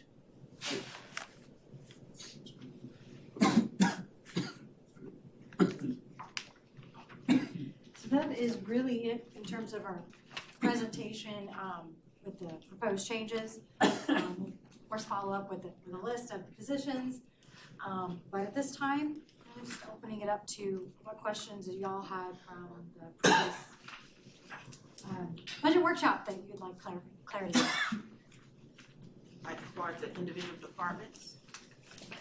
Whatever questions you may have. Anything. Okay. Anything and everything. Yes. Okay. So for the adopted budget, I just want to go over goals, were they accomplished, and if not, what's the current status of them for this fiscal year? So as it relates to economic development services, one was focus on beautification and development of Main Street downtown as a regional destination, implement the conforming amortization plan, CAP, to address non-conforming properties. That was one that I know I was eager to see. And we we discussed it. Can we have a status update on that particular goal? Sure, so you're talking about the 24 budget. Yes, what was adopted? Yeah. I was gonna ask about all the goals, so. Right, so obviously, I mean, we'll have to go back and prepare something from the 24 budget. As you know, hardly anybody that created those goals is here. And so that becomes a real challenge. The amortization plan, and we talk about Main Street and downtown, obviously, you know, a big piece of that is the comp plan and in the future. And so we're well underway with getting that started, and that's gonna be a huge driver for that. Victor and I have had some conversations recently about, you know, some Main Street initiatives. Obviously, Mark briefed you the other night on some beautification type stuff with the flower type stuff and that sort of stuff. So there's stuff in works, but I don't think I could sit here possibly today and answer for every single thing in the 24, because honestly, the people that came up with those goals, I think maybe 3 of them are here. And I appreciate that, thank you for saying that. But when I approach the budget, that's what I'm looking at. What worked? Where do we have opportunities to save? And what was successful, what wasn't? Why are we still considering? Those type questions. And when I go through and look at a number of the goals, and as you said, they're not here, that weighs into my determination of what we should be funding, what we shouldn't be funding. And to see some things not accomplished, as they said that they would be, that would be concerning for me. So that's it.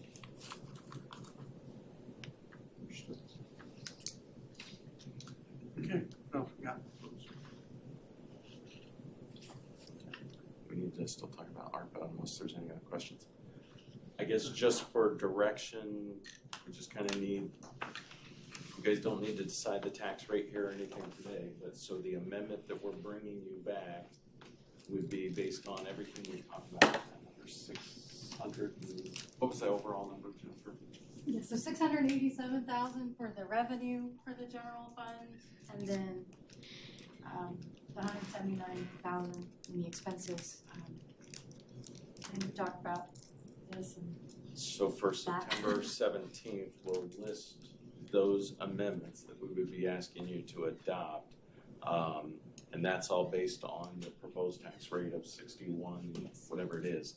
You guys can still have conversation about that. We can provide the list. You guys can make those decisions, but that would be the resolution that would be before you, that you could always amend on the fly, but that would be the resolution that's amended, is before you on the 17th. Okay. Not to put too much pressure on you this early on. The sooner that we get the information that we've asked for relative to the positions that we had on that one screen, so that we can see some of the other positions that are open right now, how long we're looking at. Well, I mean, we'll get it to you this week. Now keep in mind, unless you're gonna, do you wanna schedule an additional meeting for next week before the budget, or the agenda has to go out next Thursday? Well, I think to get to the point that several of us have made, I think we have to. If that's where we're gonna go with it, to give it a look at if there's other areas that we could, that we can draw back on to facilitate, if we can, the lowering of the current tax rate. So what do y'all think? I wanna see the list. I mean, I'd like the information regarding this. Okay, so. I understand what you're saying about having to post for a meeting, but I still wanna see the information. Sure. So we'd have to have it before, we'd have to have the list and the feedback as to whether or not we need another meeting. It'd be a quick one. So where do we want to go? I mean, we can certainly provide the list, and again, specifically, this is the general fund list, so this isn't gonna be a huge list, but Okay. this would be the general fund list. Okay, how about this? We get the list, and then council get back to the city manager as a whole. We all get back to the city manager whether we think we need, based on that, what we see in that list, whether we need another meeting to sit down and talk about that before our final meeting. Would that work for everyone?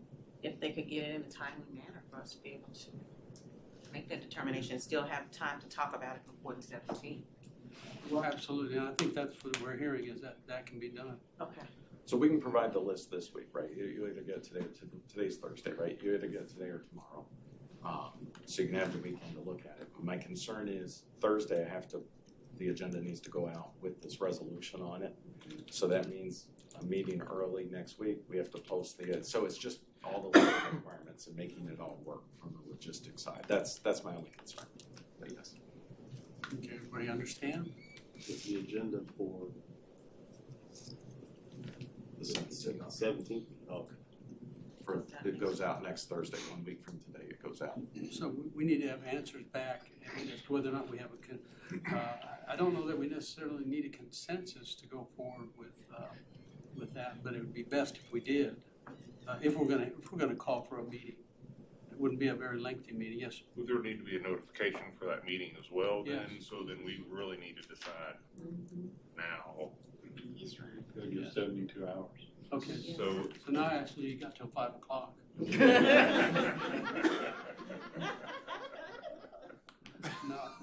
No, in a timely manner, I think is what we heard, so we'll get it in a timely manner, and then we'll see if we need to have that meeting. I mean, we can post for it, you know. We can If post don't for need it. it, right? So Okay, well, that's a good idea, So, city manager, I don't know if you heard that, but Mr. Kuntz offered that we can post for the meeting, and if we don't need it, then we can just cancel. Sure. So would you like to schedule a meeting now? Yes. Yes. So on Monday night, we have the comp steering. Tuesday night, we have the evening of remembrance. Wednesday, I think, is normally out for Councilman Kuntz. And then, so far, we don't have I don't have council planned for the 12th and 13th. That's good, and we're looking for solutions. I'm just letting you know what you're up against. And see, that's the challenge, right? Because then the agenda's gotta go out On the so the 12th, 12th okay. is too late, because I have to have time to prepare the resolution. Okay, So- would it be acceptable to receive the list, each of us to receive the list, and then communicate by email back to the city manager as to whether or not we want to have a meeting? But we probably have to do that by tomorrow or Monday, let you know, give you fair time. Right. Our comp Okay. is at 6 p.m. And it's going to be about 50 minutes. We're going to discuss the future. So, wait a minute, how long are we expecting? An hour and a half. Oh, just an hour and a half. Okay. I'll be out of town all next week, but I'll respond back. Okay, all right, thank you. Not a problem. My guess is to be quite honest, we'll provide you the list, we'll provide you the details, and the numbers that Jennifer is showing on the screen here, that includes the benefits, so it's gonna take us a little bit of time to put that together for you, so you really understand the fiscal implications. My guess is you're probably gonna get a list that's gonna show half a dozen positions or so that would impact the general fund. So you're gonna get the list and probably not much more than that. That's So on the you're saying board. you only have a half a dozen vacancies The that are paid out? impact of the general fund, General fund, right. I'm estimating. Okay. I'm estimating currently. Okay. Unless you start including additional police or fire. That, I know that's not what you're saying, but I'm just saying those are the types of things that you're gonna see.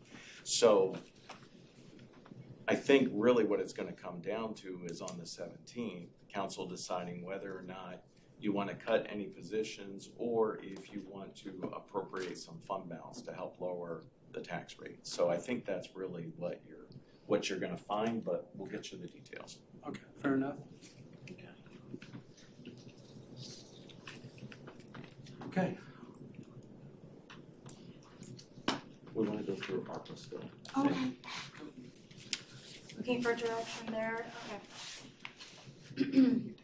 So, this is already budgeted in terms of using the remaining funds in the budget, so it's not appropriating any additional funds at this point, but it's just deciding how best to use the remaining amount. So we have to obligate the rest of the funds by the end of this calendar year, otherwise we have to give it back to the government. So we appropriated $500,000 roughly at the last council meeting for the network-related IT things. So that brings down about $500,000 remaining that's not already obligated to something specific. So here's just some ideas we're throwing out there that could be a best use of this fund.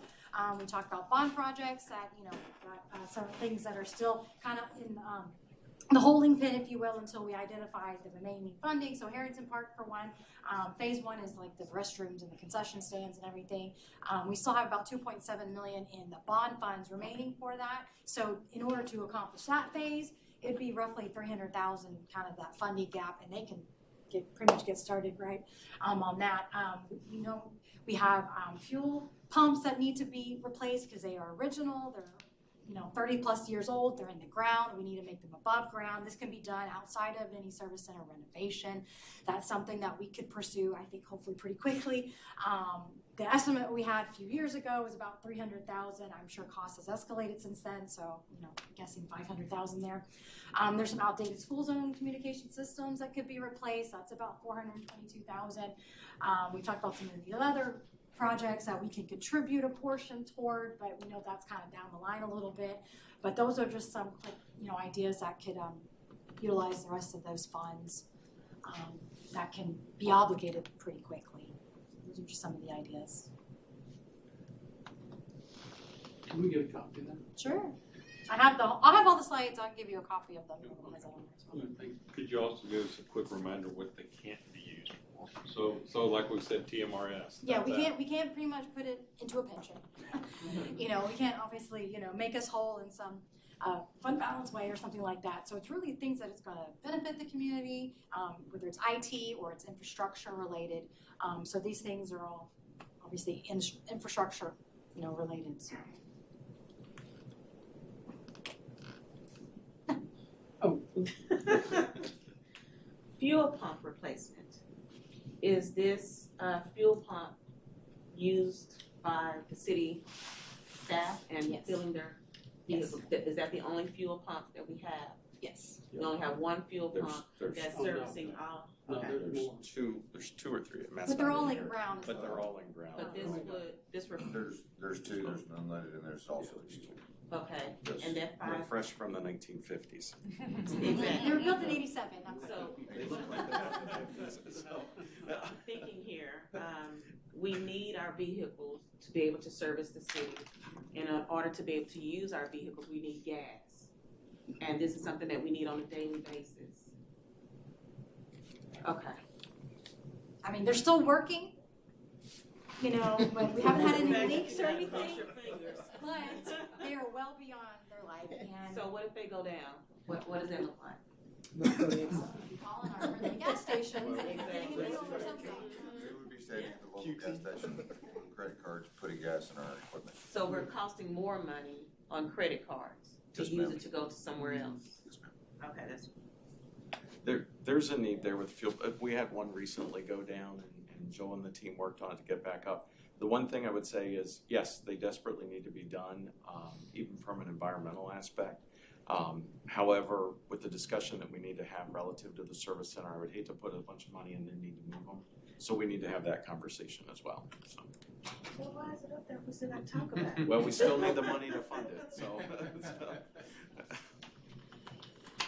Mr. Combs. So just to piggyback on what the city manager said, one, just looking at factors on what we might decide.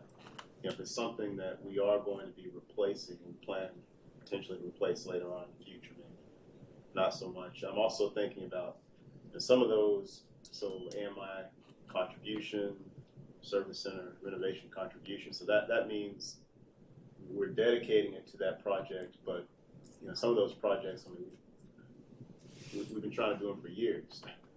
And so I'm thinking about what can be done sooner than later so that money doesn't lose value. So it's not, 2 or 3 years later, and that money is worth $250,000 or $100,000. And so I'm looking at that and I'm wondering what can, because those are all things that need to be done. So what can we do sooner than later where that money retains its value? Well, just a reminder, she mentioned the fuel pump replacements that a couple of years ago it was $300,000 and now you're estimating $500,000. That may be not enough. Yeah, so she made some adjustments in there and increased costs. I'm just saying I would lean toward, putting those funds into something that can be done sooner than later. That's what I'm saying. So again, we have to obligate the funds, so we have some kind of contract or agreement, something that binds us to it by the end of this calendar year, but we still have until the end of 26 to actually expend it, so. But you're saying September 30th. I'm sorry, December, calendar, okay. December 31st is that deadline. So with the fuel pump replacements, so you said that's something that if we're doing a renovation or making some change, that would still be there, right? It wouldn't. Yeah, theoretically, it would still be there. My guess is a new fueling station is probably needed. We have to look at the tanks and everything else. It's going to have to be over the overall project. Now, as Jennifer was just saying, you could allocate the $500,000 to go towards a fuel placement or plaza, and it just has to be done by the end of 26. So assuming that we're going to have the whole new service center done by the end of 26, which hopefully we have it done by then, that's earmarked, and then that's good to go, and that takes care of that. But yes, I mean, fuel pump replacements is definitely, it's going to need to be high on the priority list.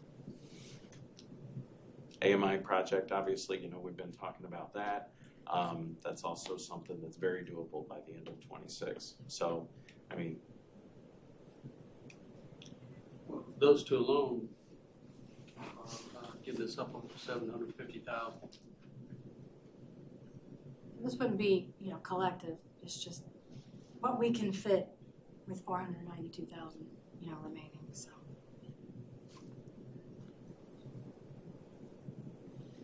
You need us to vote now? Not necessarily, we're just, we want to obviously be able to use the funds, and we wanted to put it the best use that. Say we commit to doing the fuel pumps, and for whatever reason, it's only 400. Do we lose that 100,000? Does it go somewhere else because we committed to that, we didn't spend it, or we have an opportunity to apply it to something else? Do we know? Well, so we have to show we have to document in terms of if we ever get audited by the federal government, we have to show the full cost, but don't worry, we'll cover it. We'll find out, we'll make sure that we use the whole 492, 794, and the 64 cents. Well, I guess the question would be, is it safer to split it up between two projects? It said no, if something doesn't get done, or something does not cost as much, but. It's a valid point, you could. But we don't have gas, we don't have service. I mean, it does sound like we don't do it, but we're not going to fuel vehicles. It's 1950. Actually, you know what? This is perfect time. I was just having a conversation with Matt Bryant and Shahad yesterday.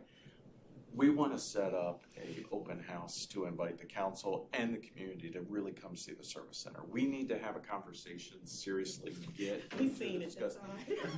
We good. The community needs to walk through and see this service center. I'd recommend boots and coats and, something to cover your face as you walk through it, but. So, and I'm going to make a point along that same line. When it came to the bond projects, the service center, fire station, wow, okay. It's that. The service center, they had tours. They invited the public. Public didn't come. Yeah, it didn't pass, okay? But it also passed at the lowest rate because it's not something that, fire station, you're going to see people run. And it's something, but it's one of those unseen things that is Dee saying, everything from public works comes from that area, and so it is a critical area that needs to be taken care of, but it's a dump. Yeah,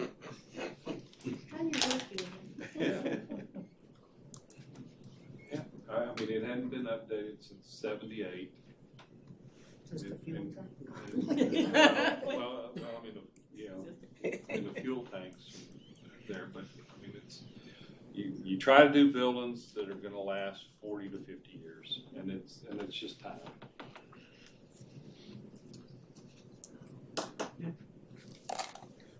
So again, we don't necessarily need direction today. This is something we think about. We will need to commit these funds, as Jennifer was saying, by the end of the year. So at some point in time in the near future, for this to show up as a briefing on the agenda, so we can have some additional conversation, and then in the not too distant future, a resolution where we're committing that $492,000 and the 64 cents. So This isn't something we're having to decide for the 17th. No. No.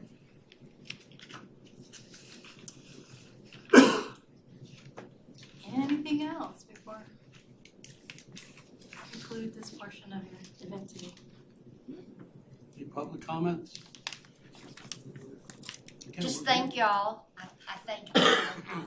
It's a lot of work, and I am so astonished and happy to see the changes that have been made, the tweaks, even if it's squeezing the orange all of the way. I'm happy to see that because it's for the better good. Yes, ma'am. It's for the better good. So, man, Yes. so my apologies, I arrived late, so maybe I missed this. So as far as this meeting, so what's kind of the plan? Get just kind of an overview of what, because I just got handed a lunch menu, so Oh, you I was got planning on it. being here all day, but I just want to know, what the plan is as far as structure from here on out. So if it's your consensus, I know we still have some questions on, the tax rate piece of it, but in terms of what we've offered in order to be able to do the TMRS, if it's consensus is, hey, yes, let's go ahead and put that in as the proposed budget, we can make those changes when we bring it back to you on the 17th for adoption. We'll have the itemized and listed out, this is what we're doing. If there's anything else you kind of want to tweak or have questions about, or I guess I'm asking, are we going to look at the rest of the budget? Well, good. No, what I was just gonna say, so there's a couple things going on here. So that's this whole discussion. Any questions at all that you have relative to any page of the budget, we'd like to know that now, because we want to prepare the resolution for the amendment. That's what Jennifer is talking about for the 17th. The second part of that is we kind of just want to get a general thumbs up, thumbs down in terms of these amendments so that we can prepare that resolution. And then there's an executive session for you after that, which my understanding may take an hour plus. That's kind of, I think, the plan for the day in terms of the meeting. So in terms of lunch, I think Chiquita was trying to be prepared Yeah, I in was case just being prepared in case it did go long. So We're not gonna go long just for free lunch. since we don't know. Additional questions relating to the budget or any notes that you had yeah, from the proposal, Right. yeah, no, absolutely. so so here's an example. So I had a question about personnel, and we fund a full-time staff member at. What page are you on, Jeff? Oh, I'm sorry. Page 29 of the original document. Yeah.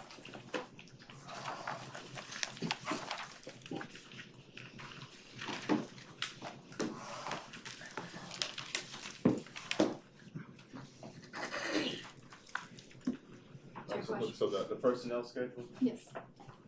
so we fund a full-time position with the Conventions and Visitors Bureau, is that? Yes, so that's the event planner. That's the event plan. And that's economic development. Well, it's out of hotel and motel funds, but oversight is economic development. So that while we're talking about that position, so that position is currently vacant. That would have no impact on the tax rate, obviously, back to our other conversation. Victor and Alicia and I were just talking yesterday about, that position may not need to be full-time, especially in light of the changes that we're making there. But again, that has zero impact on the tax rate itself. But we were even having a conversation about that even yesterday. So that's very much a work in progress. So, But it would have an impact on economic development. it would, yes. So the positions that would affect the tax rate, are the ones on page 28. Yes, ma'am. Everything is general fund. So just for the public, that means administration, neighborhood services, finance, parks and recreation, police, public works, and fire.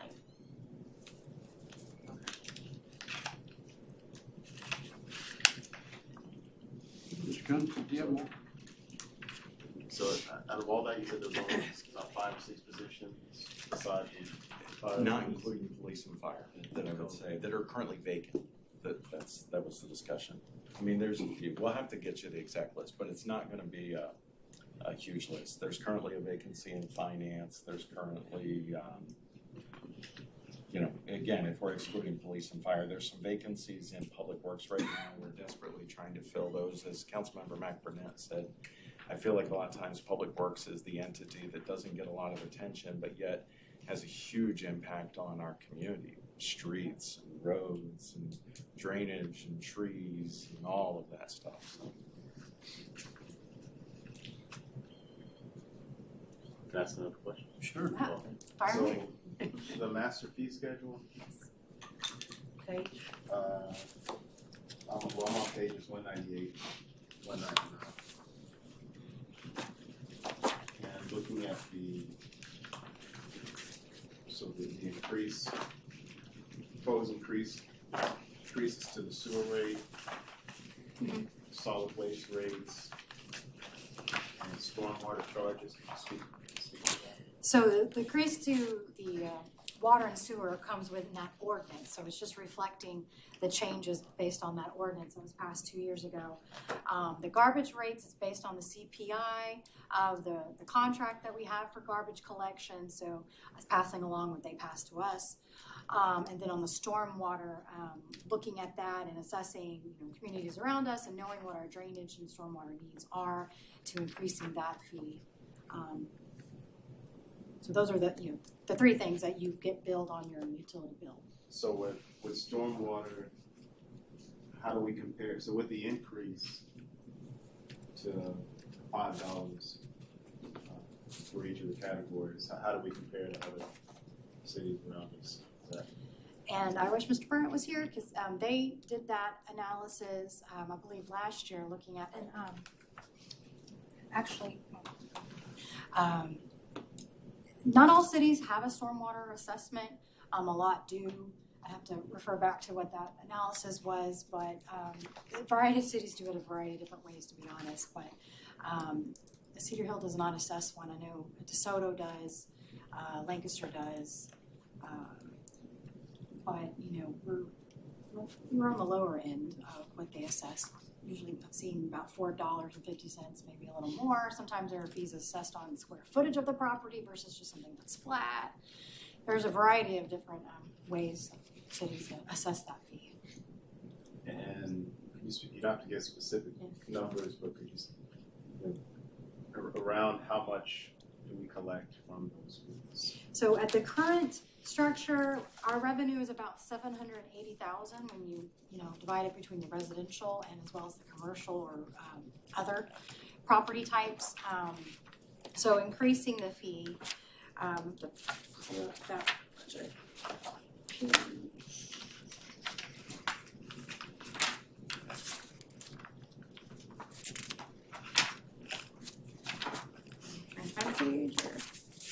So if you look on page 155, it gives us about another $220,000 in revenue. So not a significant, increase in revenue. But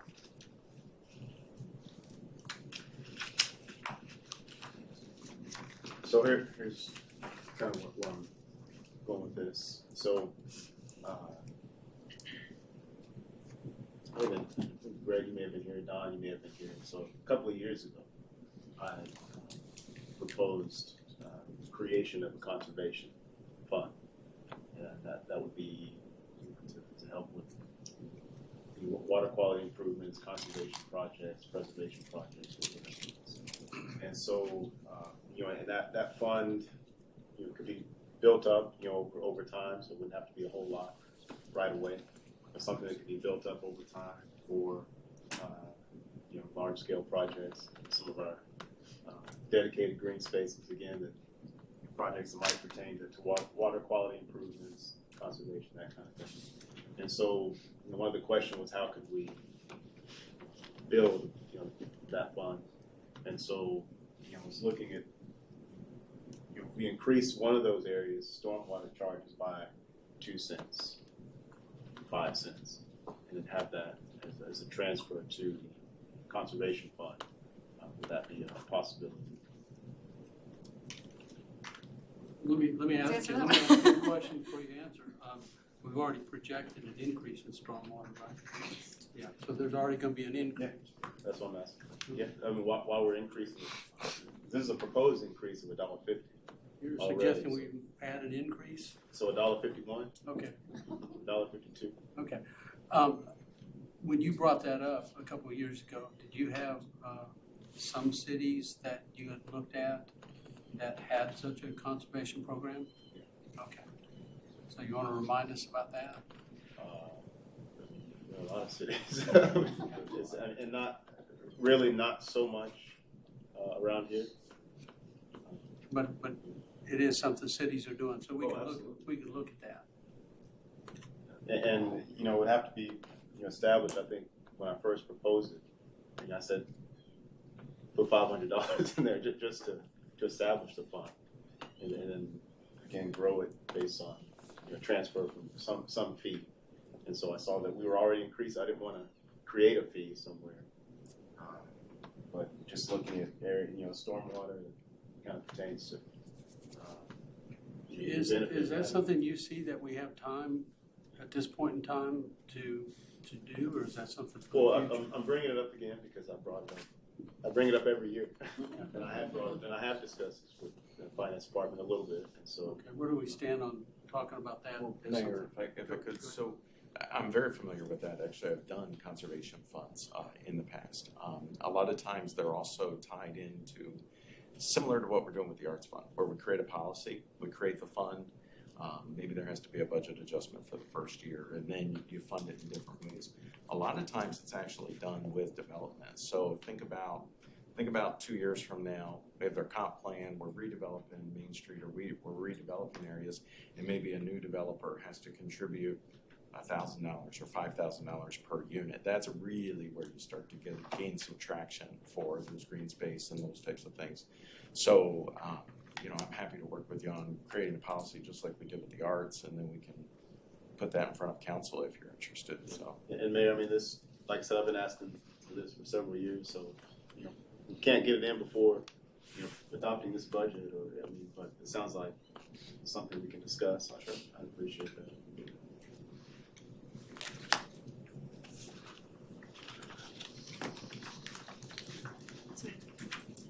Any other questions?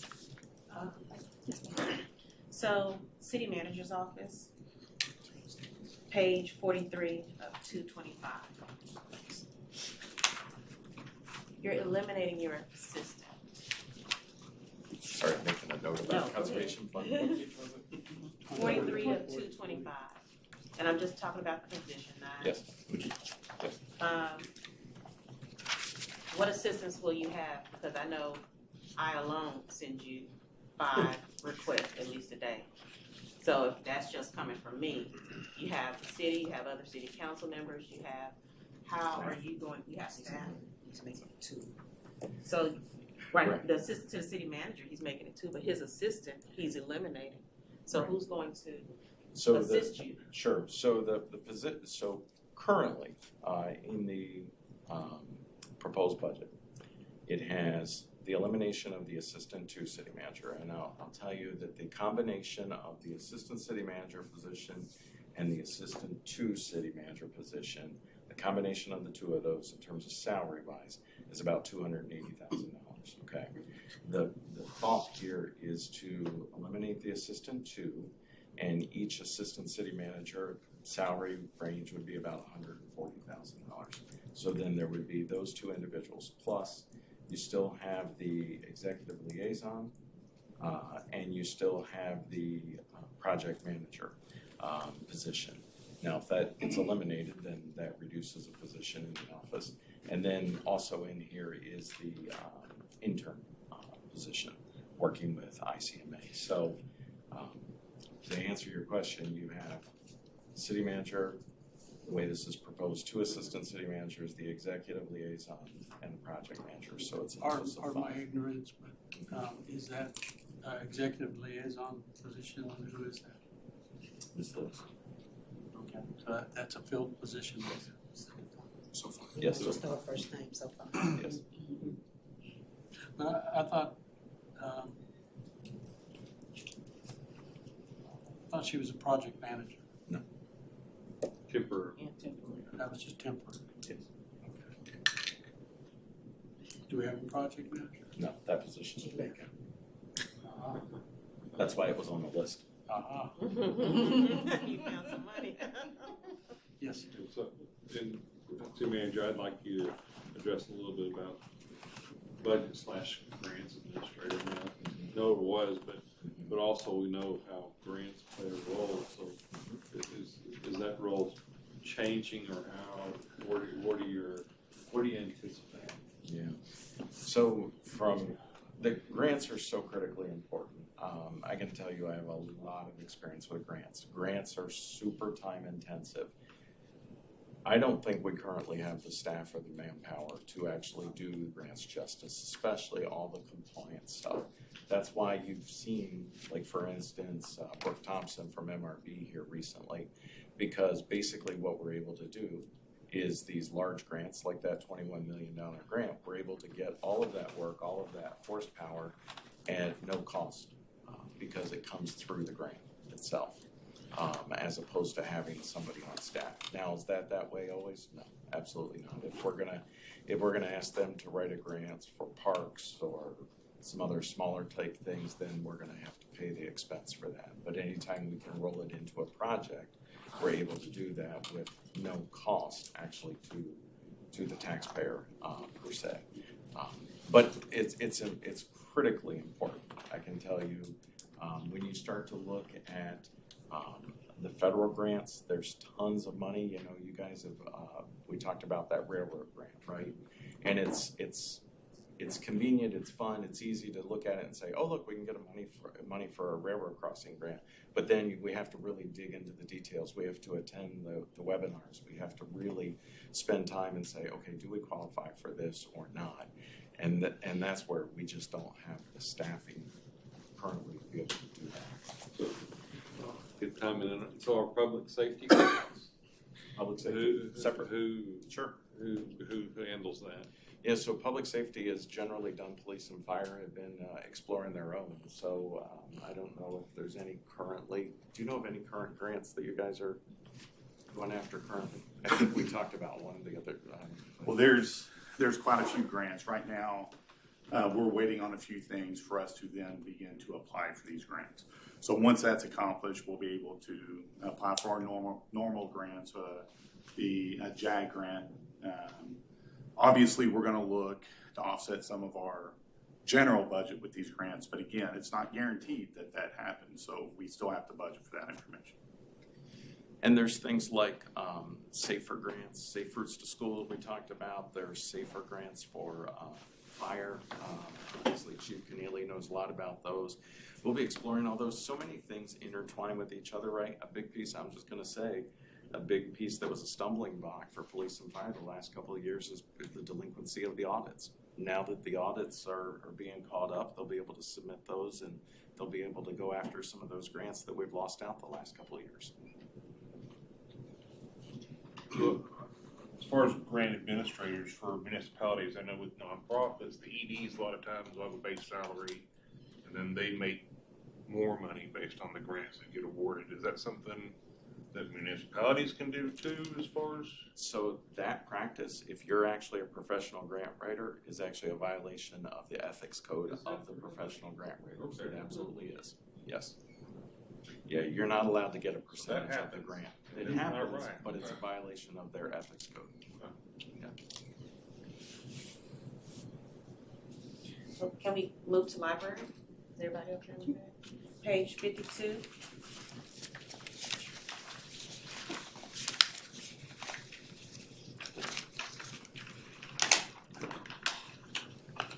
So, and I'm asking because concerns do come in about the library from citizens. And I just want to know, so I'm looking at the fiscal year target for 2025, and I'm comparing it to estimate of 2024. And I see little growth on program attendance, and then I see a little growth on circulation, but pretty much everything stays the same. So first question, how are we going to accomplish those goals, targets? And then why are we just expected to do just a little increase in cost? I just asked the library directors right behind you. I'm sure. So yeah, so one of the challenges we always get in presenting programs and things is bringing in the public to attend that, and a lot of that is just response from the public itself. So we don't necessarily project goals. We look at trends that we've seen in the past. But actually, this summer was a better summer for us. We saw an increase in attendance in the programs, and the other challenge is we get requests for programs, we put programs, people don't attend the programs even though they've requested it. So it's always a continual challenge to try to decide what programs people want, what programs we're able to present to them, and then what things they're actually attending. So again, that's always the balancing act.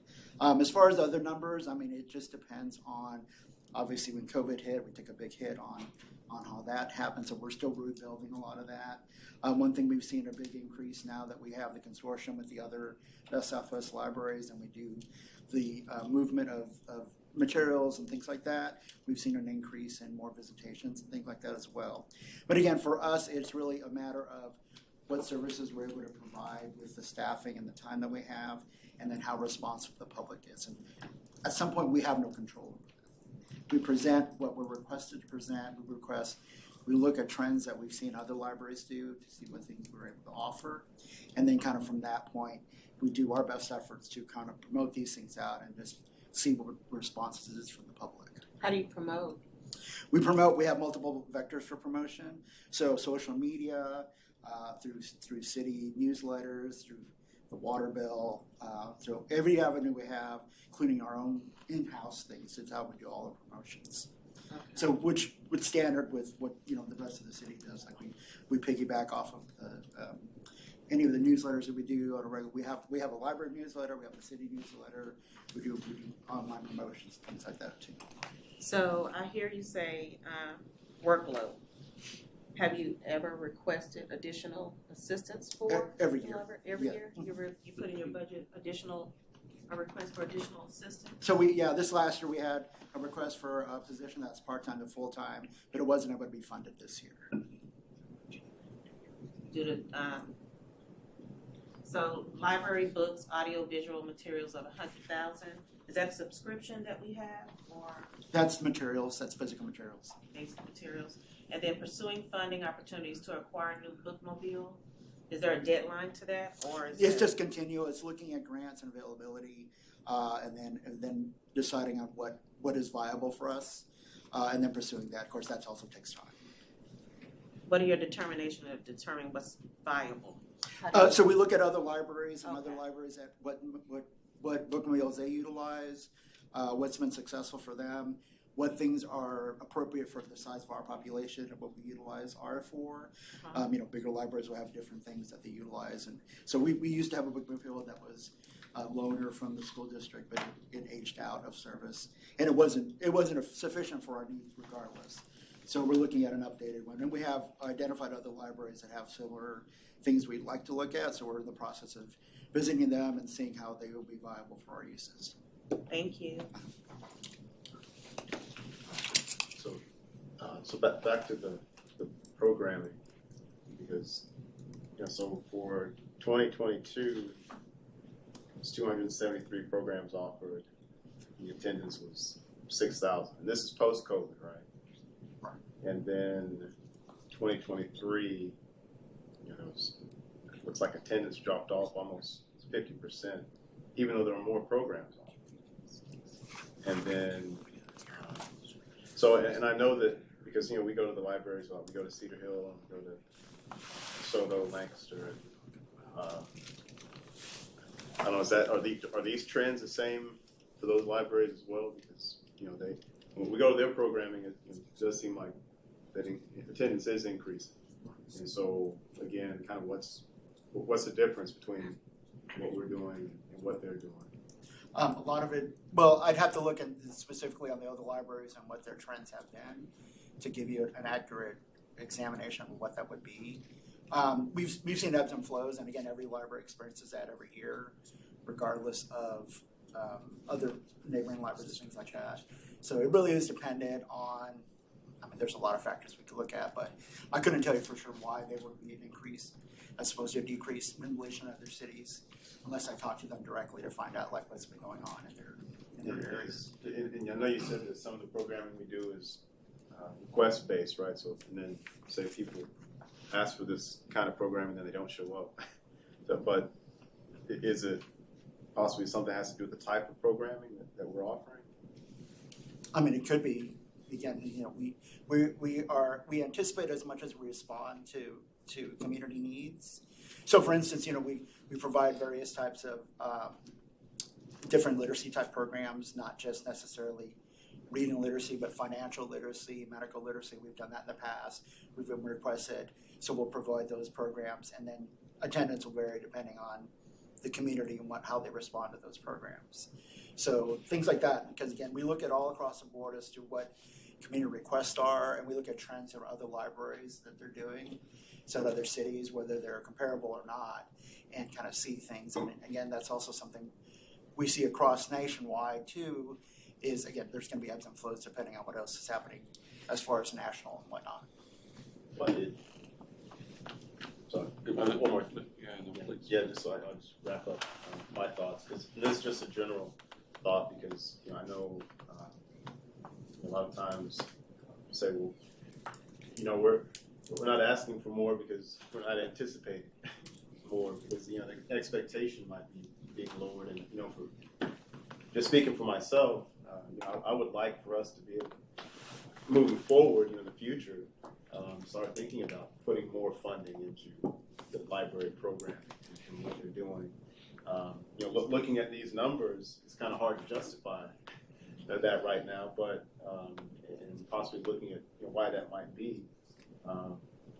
But, you know, certainly, again, kind of moving forward, just, you know, looking at different opportunities to Mr. Coates, help in different areas, and because we're looking at the budget right now, right? Talking about. Yeah, and so what? How do you think more funding is going to improve attendance? Well, again, I want to talk about programming. I mean, quality, you know, the program. And I know we're partners with these other cities, but, you know, sometimes when we look at programming that's being offered at different libraries, we say, you know, there's better programming over here. And so, and you can't, and so, I mean, that's just one area. You're looking at better programming. Talking about renovations, we just got the facility needs assessment. So, you know, I saw that as far as library renovations, that was one of the lower, you know, lower cost options that we had. And so, you asked about, you know, how I guess putting money into it is going to help. And so, increasing programming, renovations, and, you know, libraries are not. Julio can speak to this more, but, you know, libraries are not just places where you're going to check out books. And so, not just putting money into having, you know, the most recent and best books, but looking at other areas to bring people into the libraries, which are really becoming just community hubs now. Right? To come to this point too, there are, could be another ARPA thing to potentially look at. I was going to go back to Mr. Vasquez. And, I mean, I think the trends will probably show out, but I'm thinking 2022, COVID was starting to end, and people were finally wanting to swarm out and stuff. So it's probably, I think that's higher than it's kind of leveled, and they're trying to bring. Yeah, I think at that point we had reopened to full operation hours at that point. Well, Mayor, if I may, too, and Julio and I have talked about this. Number one, they've taken a good step with the survey that they worked with the library board, but also about updating the library's comprehensive plan and getting to that point where we're really getting the community engaged with what they want to see from the library, what they want to see there, and starting that process of targeting more toward those things that we know will be successful, and figuring out a way to quantify it to make sure that what we're doing is actually reaching the community with our library. And so you say that the library community, I've always looked at it as a combination of input from the library board, the Friends of the Library, the library users, and is that the group we're taking in, and staff? Are we taking into account everything they're saying? Yes. Because that's a very diverse group, and they have different attitudes and approaches to what they think might improve the library. But I've heard some, and I hate to say it this way, some that they felt like their voices weren't being heard. Yes. So, but we're reaching out to all those entities, because I can't think, is there somebody else we're missing? You're talking to the public, especially the users of the library, the library board, the Friends of the Library, and library staff.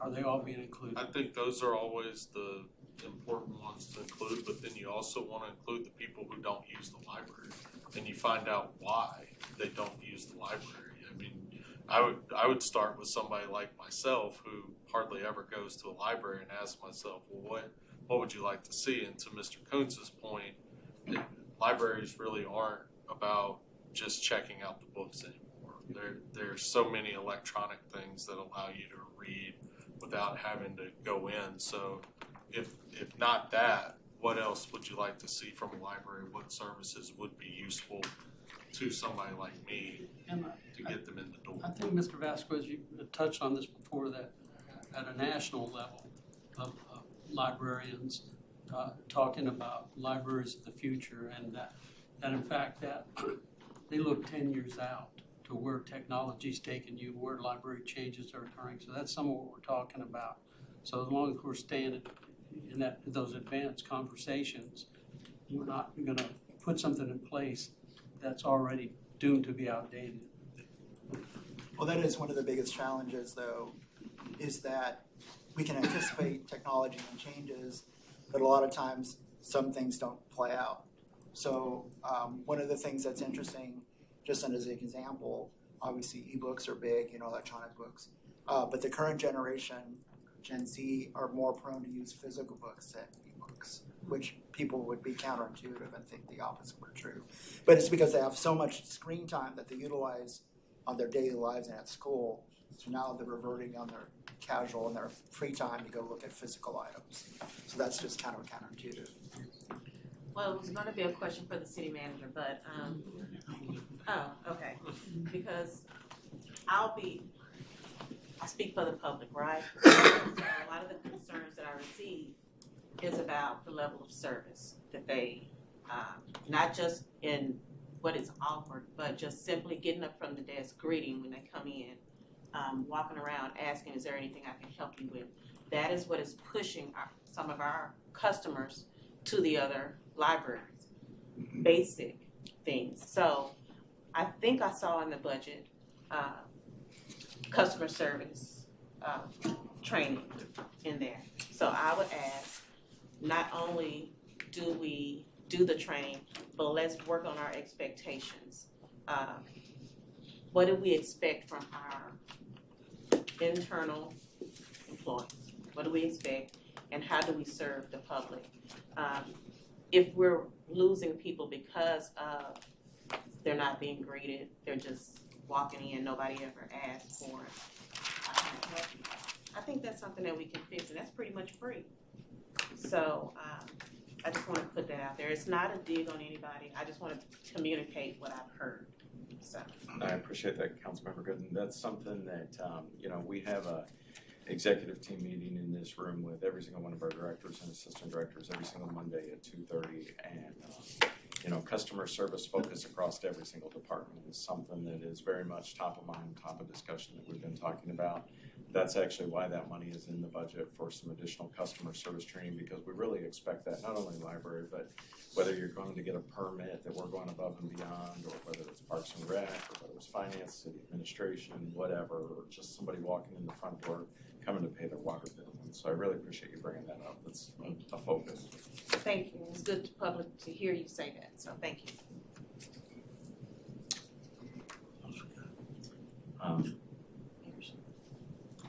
Oh, I'm sorry, you go right ahead. Yeah, I just wanna say that it's, I think we should have goals. And, I mean, each department should have goals. And so to hear that the library just goes by trends and not goals is something that we might look at. And just the level of enthusiasm, I think is a big factor. And I would like to see, you know, in the future, being able to fund the library more, you know, robustly. But that's, to me, goals. And if there aren't any goals, then there's no point. Thank you.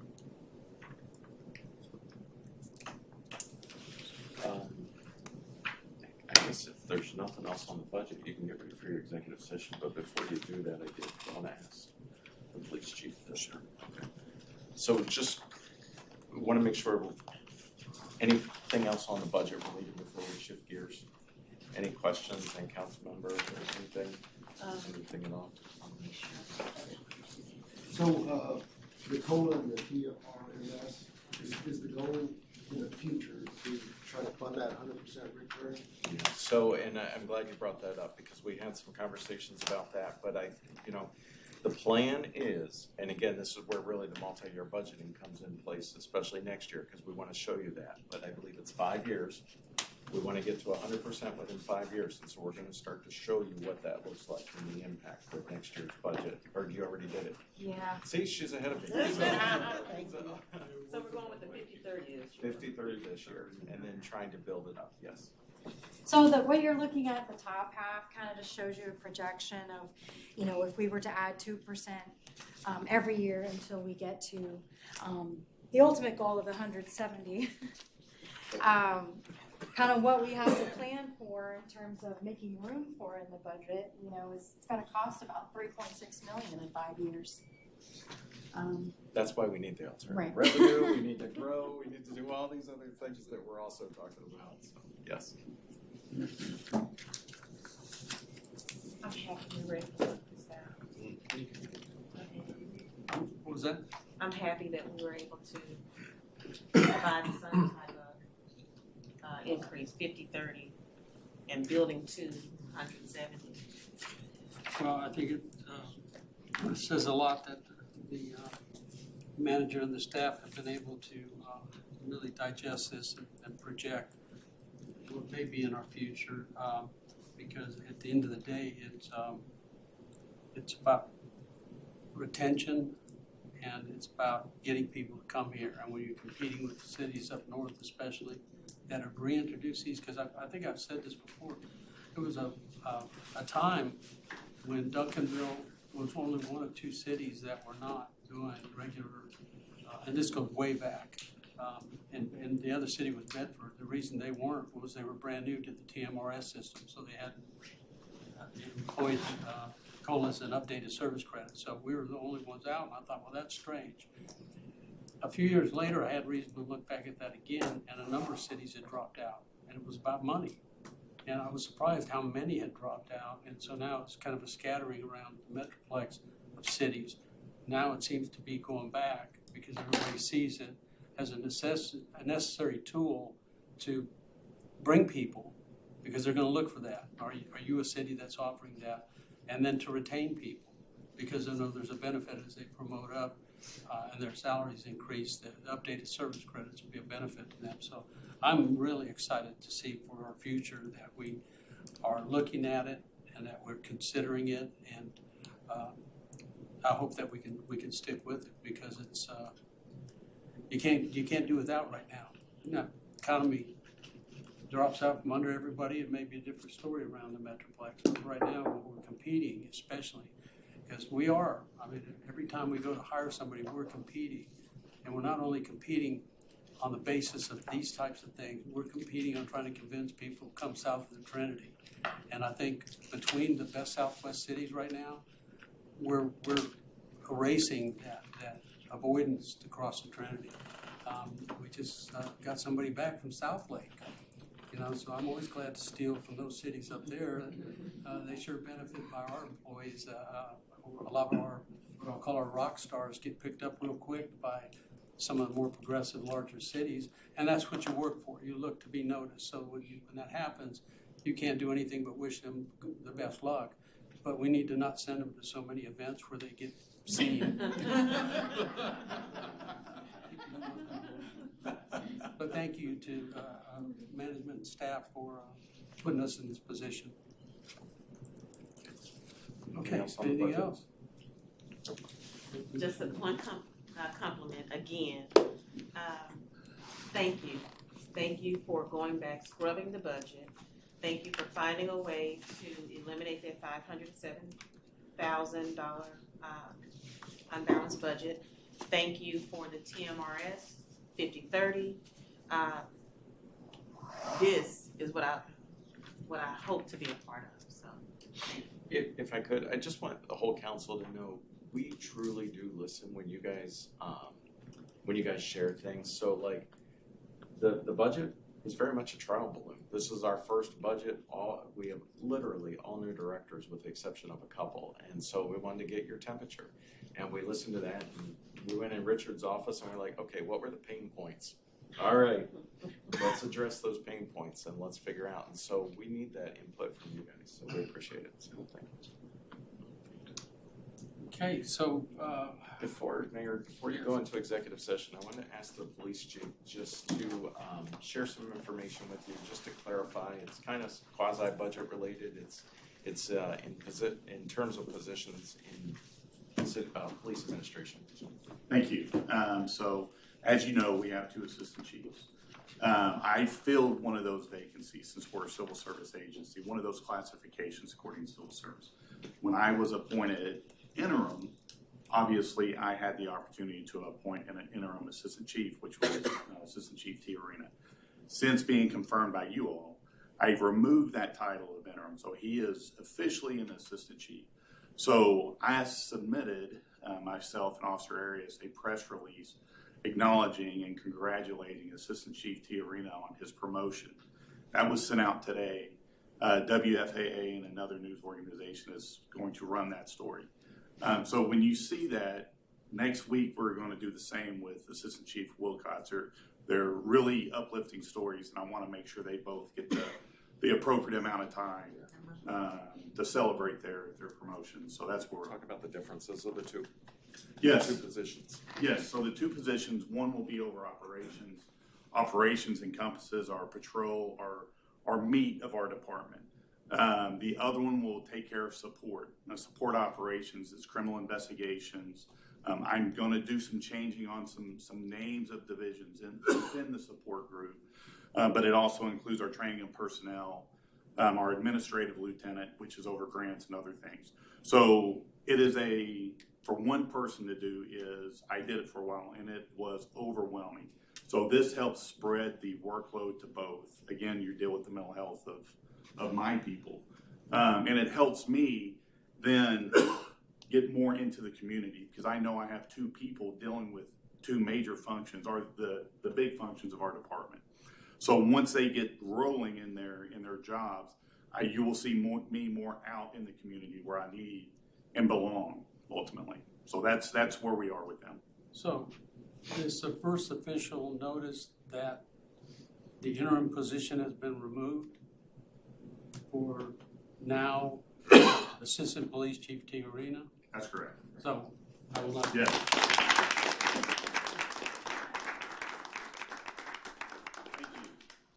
And Mayor, if I just could, I want to take a moment and just compliment Chief Stockner and tell you there's so many days, there's so many times we've talked at 5 a.m., we've talked at midnight. There are so many things happening in our community, and Chief Stockner's on top of it with our entire police department. If it gets to a point where I'm sharing too much information with you guys by email, just tell me, but we're trying to, he comes over to my office to the point, and I'm like, unless you have good news, give me at least 2 hours. I need a break from you for a minute. So, listen, it's not me, it's the people out there on the street doing their jobs, and they do it effectively. And I've always said this, when when the rubber meets the road, regardless of how many people you have on the street, we seem to always come together with the fire department, with whomever, to come to a safe resolution to these things, because ultimately that's our goal, is to change people's behavior. And it's the people. And it's not me, it's the people. So thank you. I just put my stuff up. Here it is. Okay, so before we actually go into executive session, we're going to go ahead and take a little break so y'all can take care of business and be back here at how about 10 till. 7 minutes. All right. You're so generous. Very well then, 3.